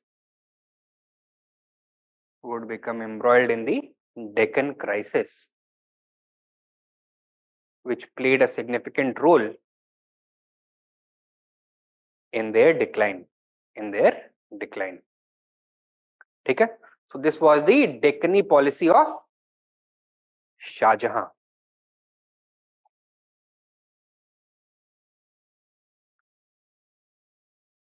Take down a question.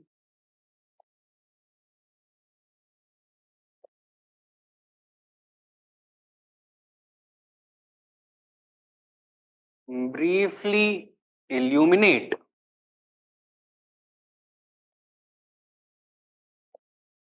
the evolution of the Mughal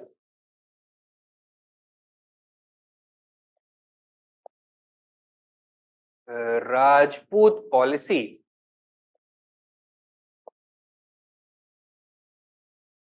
under Jahangir and Shah Jahan.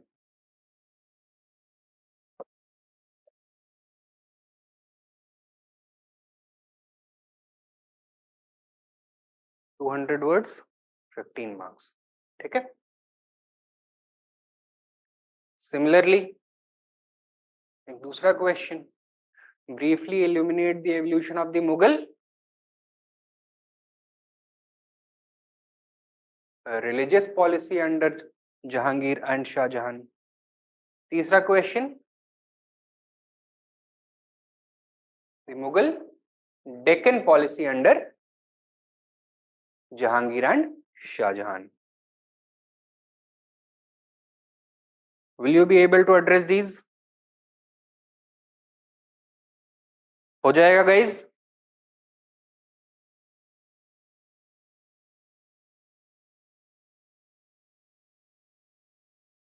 Online students, I'm asking you. चलिए, good. तो ये हो गया जहांगीर और Shah Jahan. Next ruler Aurangzeb.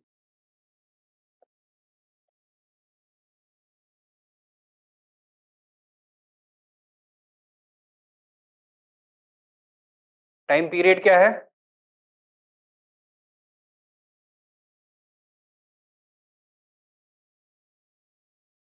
1658 to 1707. Right. Now,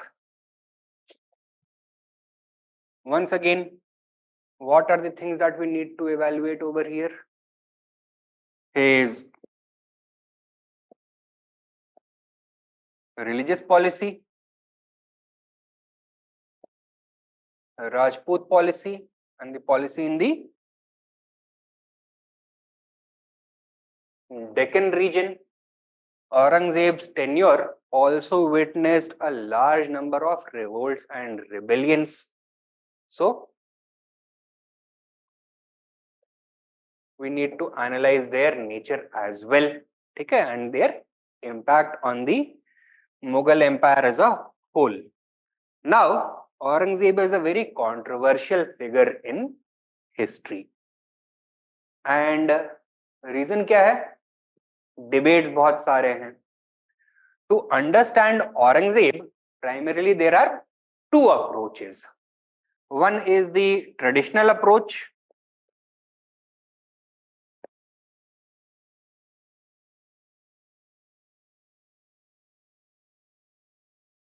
or the old approach, and the other is the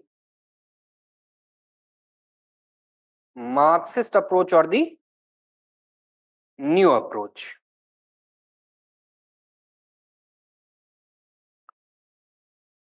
traditional approach वाले historians कौन कौन है?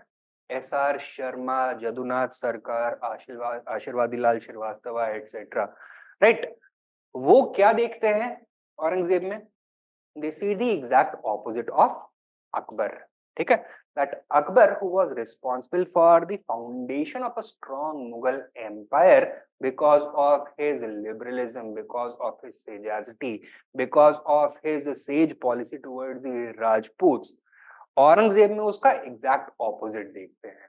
While Akbar is seen as the hero of the Mughal empire, Aurangzeb is seen as the villain of the Mughal empire. and because he simply reversed all the policies of Akbar, जो अकबर की policy का strength था उसका reverse effect पड़ा, right? Now, certain centrifugal tendencies began emerging within the Mughal Empire, and Aurangzeb is held responsible for the destruction of the Mughal Empire. तो directly वो blame करते हैं औरंगजेब को that because of his flawed religious, Rajput and Deccan policy, कई सारे rebellions हुए which sapped the strength of the empire from within and directly led to the disintegration of the Mughal Empire. जो Marxist या new historians हैं वो क्या बोलते हैं? That it is not possible for a single individual, चाहे वो कितना ही पावरफुल हो, to bring about large scale changes in the socio-economic and political setup single-handedly. Secondly, Aurangzeb is a misunderstood figure in Indian history. जो old approach है that has an inherent bias against him. And thirdly, that his Rajput religious and Deccan policy need to be re-evaluated in accordance with objective material factors. And thus, what have they done? They have completely re-evaluated Aurangzeb as a ruler and a personality. तो idea ये है, ये दो approaches exist करती हैं and these dominate the historiography of Aurangzeb as a whole. So firstly write a few short words about these two approaches. लिखो, give the heading Aurangzeb and under that write the evaluation of Aurangzeb. The evaluation of Aurangzeb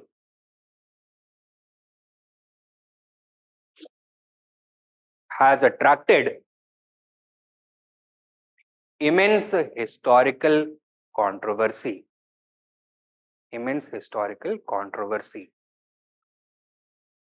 with primarily historical controversy with primarily two dominant approaches emerging. With primarily two dominant approaches emerging. One and two. Number one, the traditional approach, and number two, Marxist approach or new approach.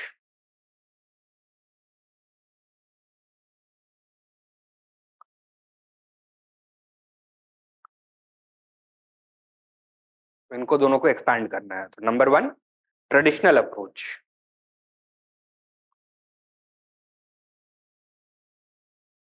Write down. Scholars such as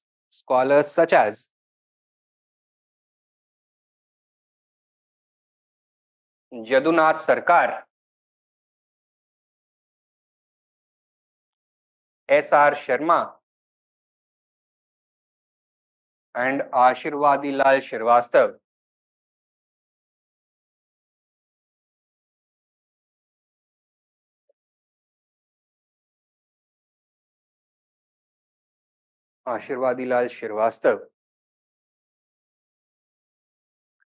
present Aurangzeb as the antithesis of Akbar.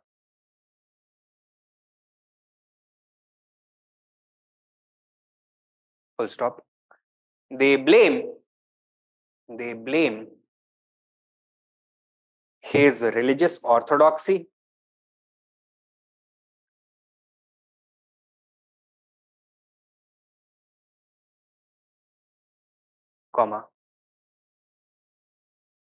unwise approach towards the Rajputs,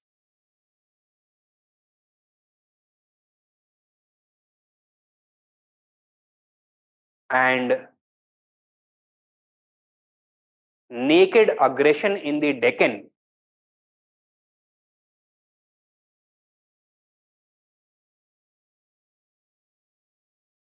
for the decline of the Mughal Empire.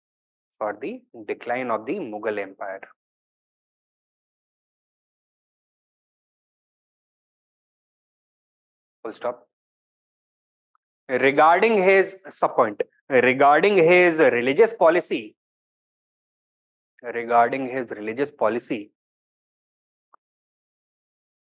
comma, they are of the view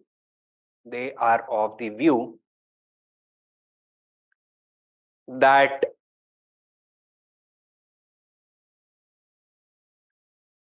his reversal of Akbar's liberalism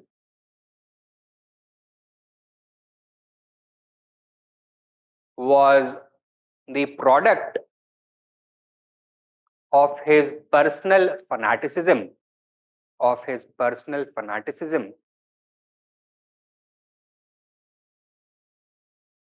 and that there was no change in his religious policy from the beginning to the end.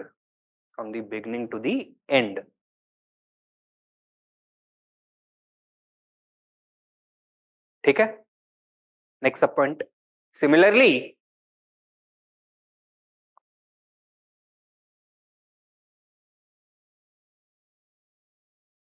they account for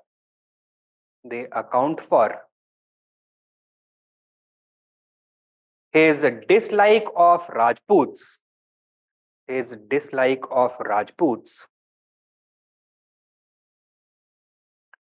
due to his hatred of Hinduism. ठीक है? So that means according to these scholars, his Rajput policy was a product of his own religious views. ठीक है? So that is the position of the traditionalist school. Next, right, number 2, Marxist or new approach.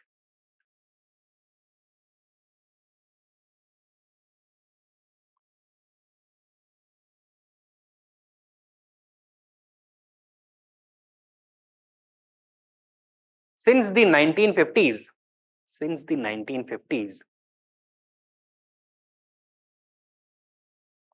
comma, with the emergence of the Aligarh school,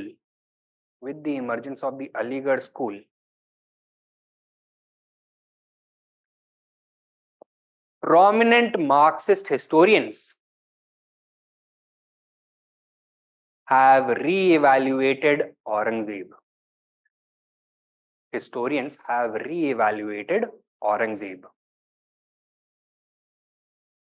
These include, कुछ scholars के नाम बताओ.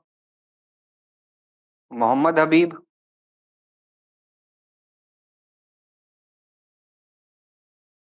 Irfan Habib, Satish Chandra, M Athar Ali,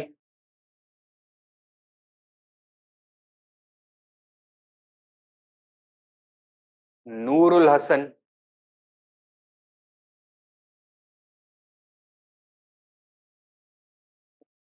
etc.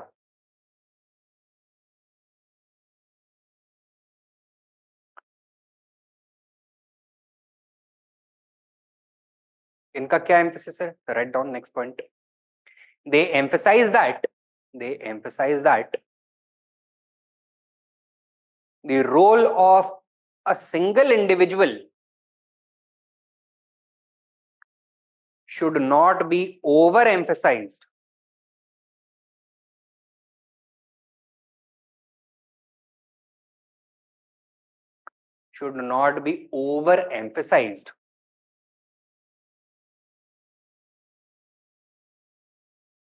In understanding historical change.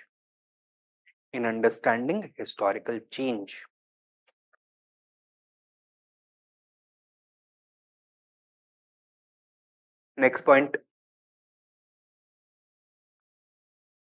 Further,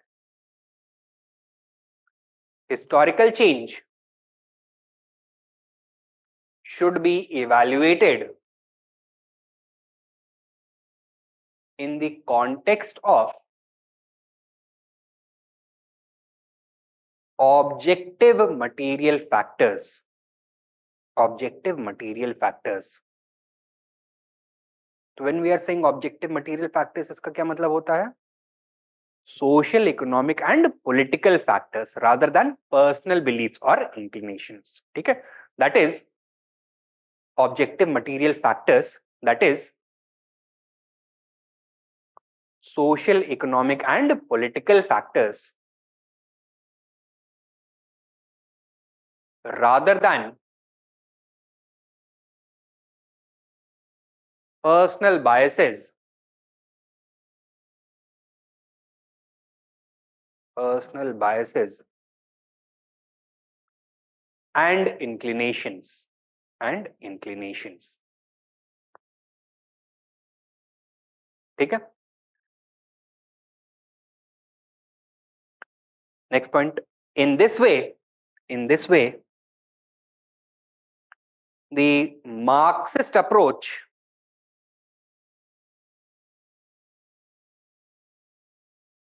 has provided the basis for the re-evaluation of Aurangzeb's religious, Rajput and Deccan policies.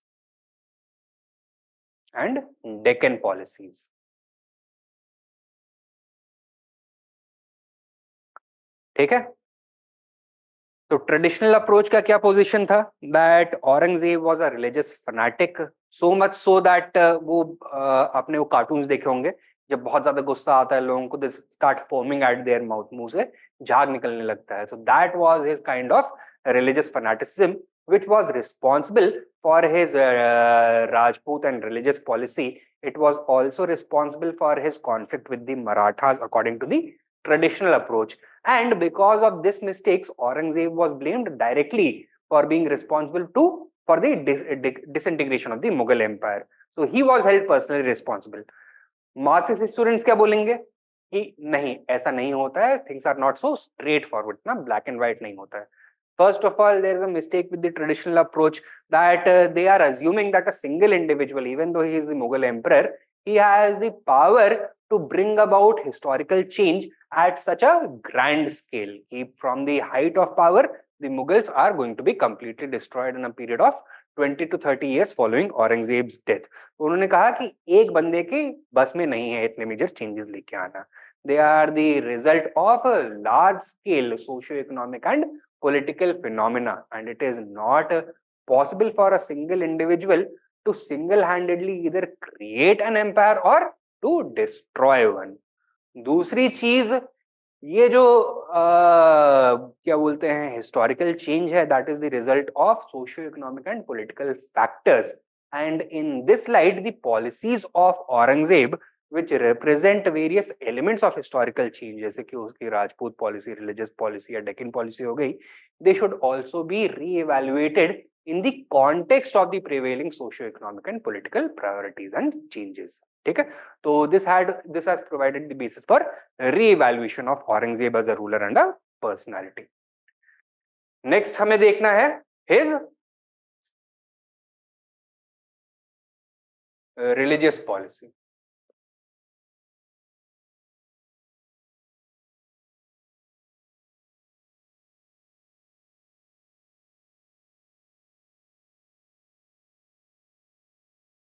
Take down a question.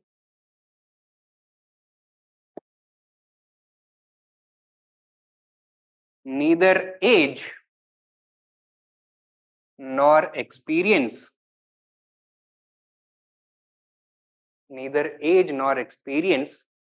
brought any change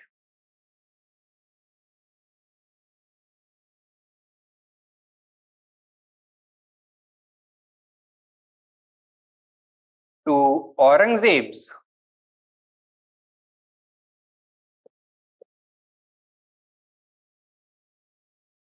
religious policy.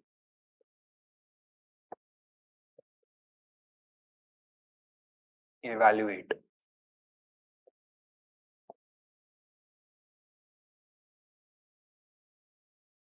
neither age nor experience brought any change to Aurangzeb's religious policy.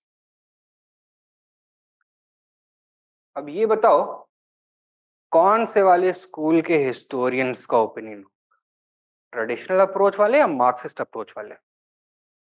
ये traditional approach वाले, उन्होंने ही बोला था ना that from the very beginning to the very end Aurangzeb's religious policy remained constant, characterized by naked support of Islam and naked suppression of Hinduism. He was a religious fanatic, and that reflected in his state policy as well.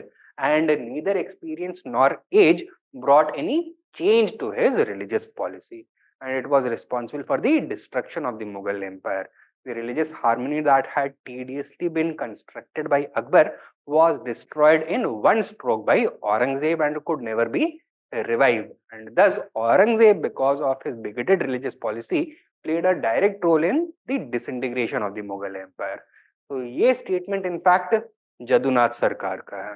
तो उस context में हमको देखना है औरंगजेब का religious policy. Write down this statement made by Sir Jadunath Sarkar encapsulates the position of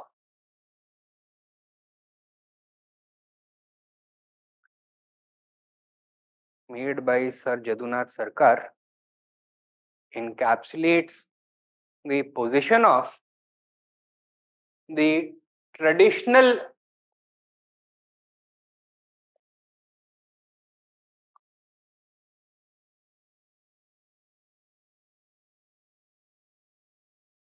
historiography of Aurangzeb.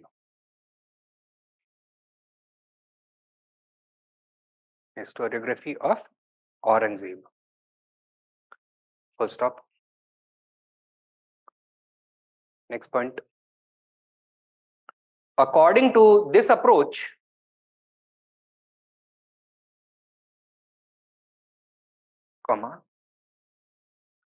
Aurangzeb was the polar opposite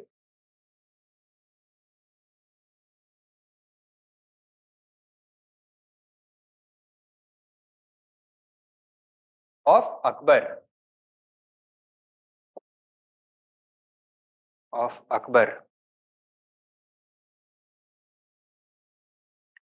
He was a religious bigot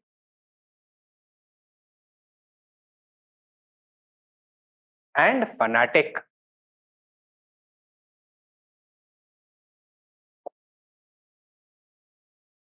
Whose hatred for Hinduism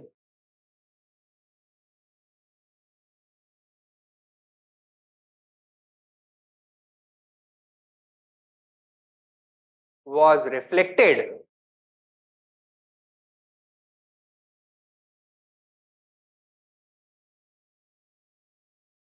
in his state policy,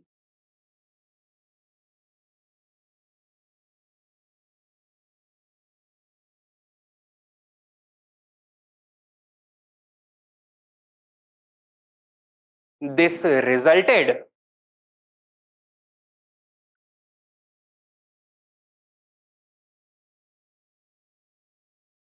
in the destruction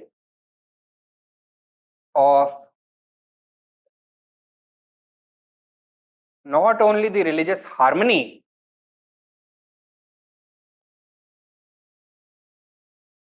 painstakingly created by Akbar,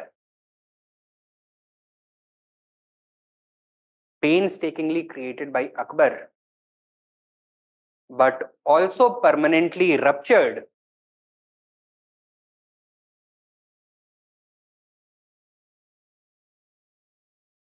Mughal India's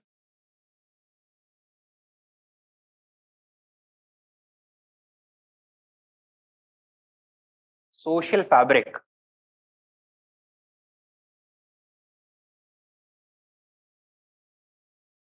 leading to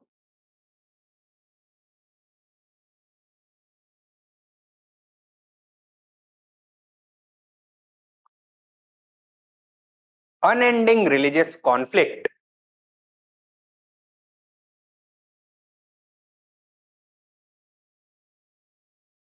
which destroyed the empire from within.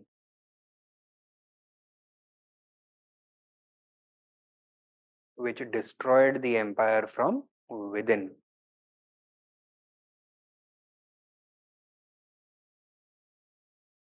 ठीक है? Is this clear? Next point लिखो. However,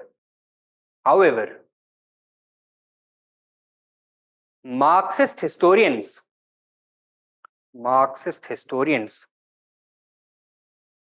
have challenged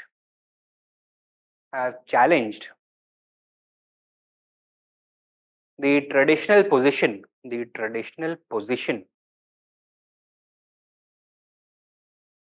and identified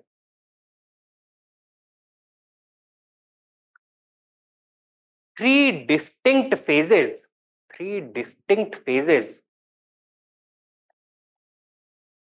in the evolution of Aurangzeb's religious policy.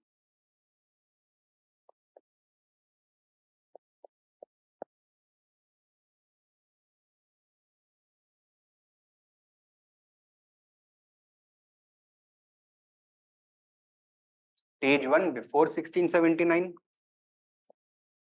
stage 2 1679 to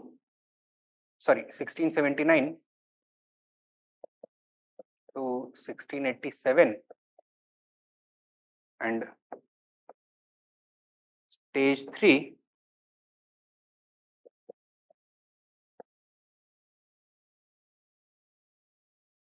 1687 to 1707.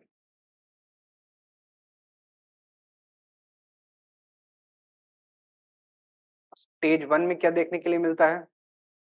That it is true that Aurangzeb in his personal convictions was a staunch Muslim. He was an orthodox Muslim in his personal convictions.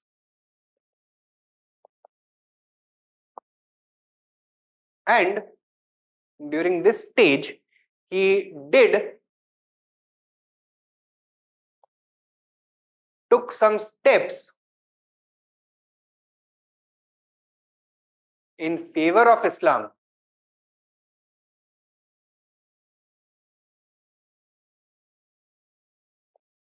But the context behind this needs to be understood.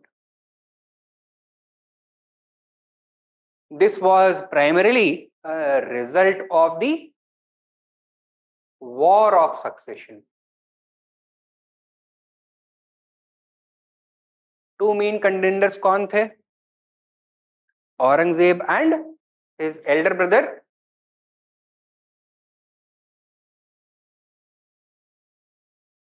Dara Shikoh.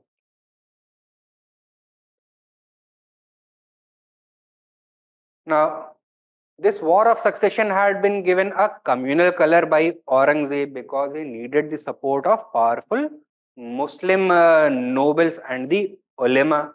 तो इसको framework दिया गया इस्लाम versus heresy का, wherein Aurangzeb positioned himself as the champion of Islam and Dara Shikoh was criticized for being a heretic. ठीक है?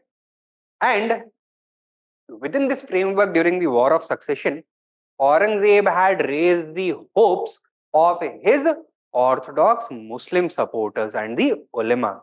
And after winning the War of Succession, that they had to be satisfied. Okay? So as a result of the War of Succession, it was important to follow a policy of appeasement of the ulema and the orthodox Muslim nobility.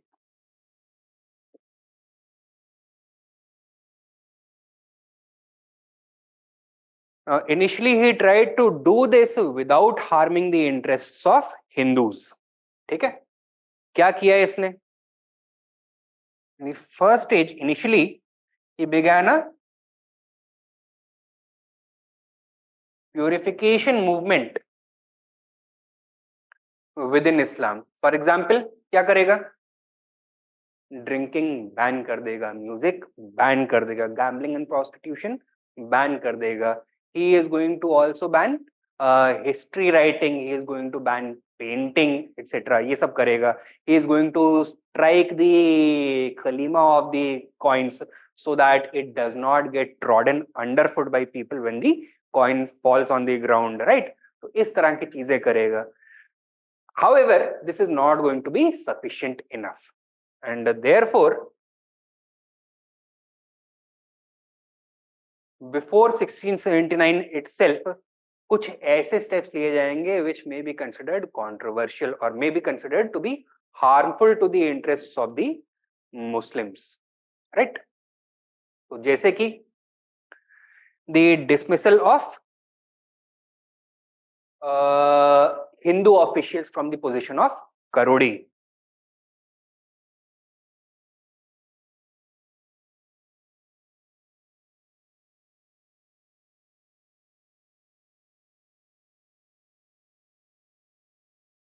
Right. Further, the destruction of certain temples in Banaras and Thatta.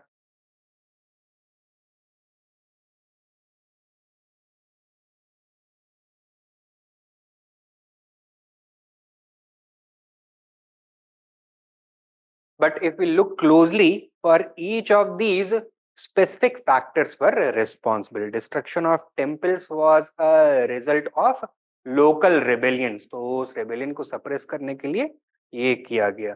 And dismissal of Hindu Karodis was further meant to appease the ulema and the orthodox Muslims. क्यों? Because by this point of time, a large number of Muslim youth had become unemployed और उनको employment provide करने के लिए इन हिंदू करोड़ीज को dismiss करने का decision लिया गया. However, this experiment failed and the Hindu Karodis had to be restored to their positions क्योंकि जो मुस्लिम यूथ था they did not have sufficient training and education. So ये experiment fail हो गया, तो it had to be reversed. This was the first stage. Second stage शुरू होता है in 1679 with the revival of जिजिया. you remember Akbar ने इसको अबॉलिश कर दिया था in 1564. Yes, 1564, and almost after 100 years it was revived. Now traditional historiography क्या बोलता है? That he did this in order to punish Hindus and promote Islam, right? Marxist historians, on the other hand, give alternate explanations.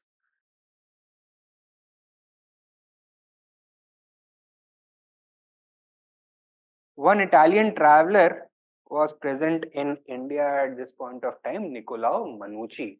He has written a book, The Story of the Mughals, Historia do Mughal, and in that he has given his own interpretation of the reintroduction of jizya. क्या बोलता है कि औरंगजेब ने इसको क्यों reintroduce किया? Because the state was facing a financial crunch.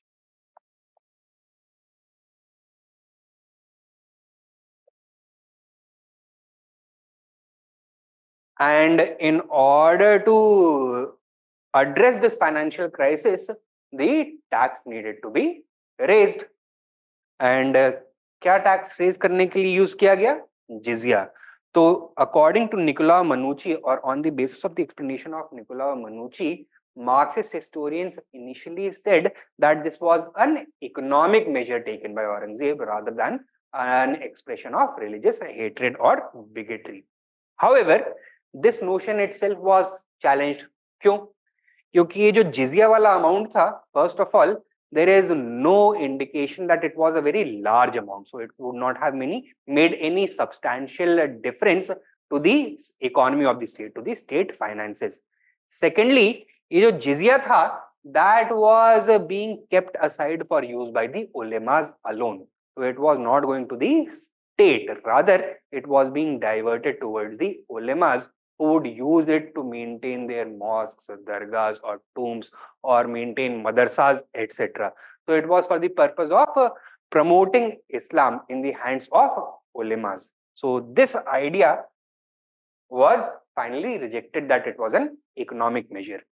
In light of this, alternate explanations were provided as well. So one alternate explanation was that jizya was introduced in 1679 only because by this point of time,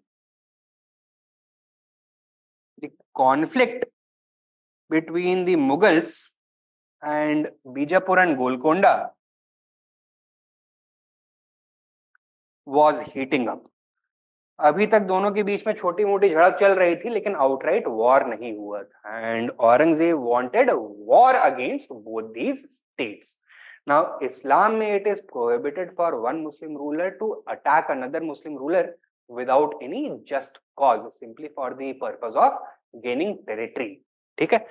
और अगर ऐसा है कि दो मुस्लिम rulers में लड़ाइयां हो रही हैं, तो उसके पीछे लेजिटिमेट जस्टिफिकेशन होना चाहिए. एंड वो जस्टिफिकेशन कौन प्रोवाइड करेगा? उलेमास प्रोवाइड करेंगे, that yes this war is righteous. तो बीजापुर एंड गोलकोंडा के आगे जब तक उलेमास फतवे नहीं जारी करेंगे, तब तक Aurangzeb would lack the religious legitimacy to declare war. And the ulemas were withholding their fatwas. तो ये जिजिया वाला जो प्रोविजन था, that was meant as a bribe to the ulemas by Aurangzeb. So he wanted religious sanction from the ulema class to begin war, to prosecute a war against Bijapur and Golconda, the remaining Deccani Muslim sultanates. Second explanation is that reimposition of jizya was a reaction to rebellions by non-Muslims in different parts of the empire. तो Sikhs, Satanamis, Rajputs, Marathas सबने rebel कर दिया था. Jats had rebelled, and thus Aurangzeb wanted to punish them. ठीक है. And that is another explanation. So this was the second stage. ठीक है. Third stage after 1687. 1687 में क्या हुआ? The Mughal conquest of the Deccan was completed. Bijapur को 1686 और गोलकोंडा को 1687 में मुगल्स ने कॉन्कर कर लिया. Now the priority of the Mughals in the Deccan was what? क्या था? To counter the Marathas. Marathas emerged as their biggest rivals, and the Mughals were not being very successful in doing this. So they needed the support of certain other regional powers. तो वहां पे other regional powers में से most dominant कौन थे? The remaining Nayakas. So Aurangzeb wanted to pursue close relationship with the Nayakas to counter the Marathas. And in response to this, what is he going to do? Is he going to maintain a very orthodox religious policy, या फिर religious orthodoxy को थोड़ा tone down करेगा? Tone down करेगा. Why? Because the Nayakas are Hindu rulers. So along with Aurangzeb, a scholar Bhim Sen Sinha also traveled to the Deccan. He was an accountant and scholar in the court of Aurangzeb at Aurangabad. Aurangabad was the Mughal capital of the Deccan. वहां पे भीम सेन क्या observe करता है? that after the annexation of Bijapur and Golconda in 1686-87, there were no instances of temple destruction. ठीक है? And in fact, in 1704, Aurangzeb abolished the jizya in the Deccan. Now, Aurangzeb ने official justification क्या दिया है इसका? That because the people of the Deccan were suffering because of frequent famines, it is important to reduce the burden of taxation. Therefore, I am abolishing jizya. लेकिन real reason क्या था? Because jizya was causing resentment among the Hindu peasants and their overlords, many of whom were नायकास, जिनका active support चाहिए था. It was also emerging as a rallying cry for the Marathas, क्योंकि मराठास ये बोल रहे थे कि देखो, the Mughals are oppressing the local people. Not only are they collecting regular taxes which are already very high, but additional taxes only on the basis of religion लगा रहे हैं. So he wanted to remove this thorn which was sticking in the side of the local Hindu population, and that is why he abolished jizya in 1704. तो अब बताओ, would it be correct to state that neither age nor experience brought any change to Aurangzeb's religious policy? ऐसा सही होगा बोलना? नहीं होगा. In fact, Aurangzeb's religious policy displayed constant evolution. While it cannot be argued that Aurangzeb did not deviate in a major way from the liberal policy of his predecessors, it was a calculated policy and not simply a result of blind religious hatred. Okay? And towards the end, we find that Aurangzeb had also started to restore some of the religious liberalism of his predecessors. ठीक है? So that is the answer to this question. अभी आपने यहाँ पे ये stages में कुछ लिखा है? नहीं? तो stage 1, stage 2, stage 3 इतना तो लिख लिया ना? 3 stages थे. इसको expand नहीं किया होगा अभी, तो that we are going to do in tomorrow's lecture. ठीक है? तो कल औरंगजेब को complete कर लेंगे and we will try to get through the remaining topics of Mughals, ताकि next class से मराठास को हम शुरू कर सकें. ठीक है? चलिए then. All right, I'm ending the class now, online students. If there are any doubts, guys, please let me know.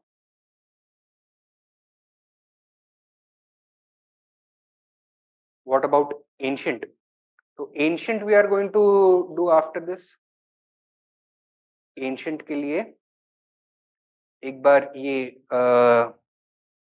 आपका medieval और modern खत्म हो जाए तो फिर उसके बाद next ancient शुरू करवाएंगे दोबारा से. ओके, चलिए, थैंक यू.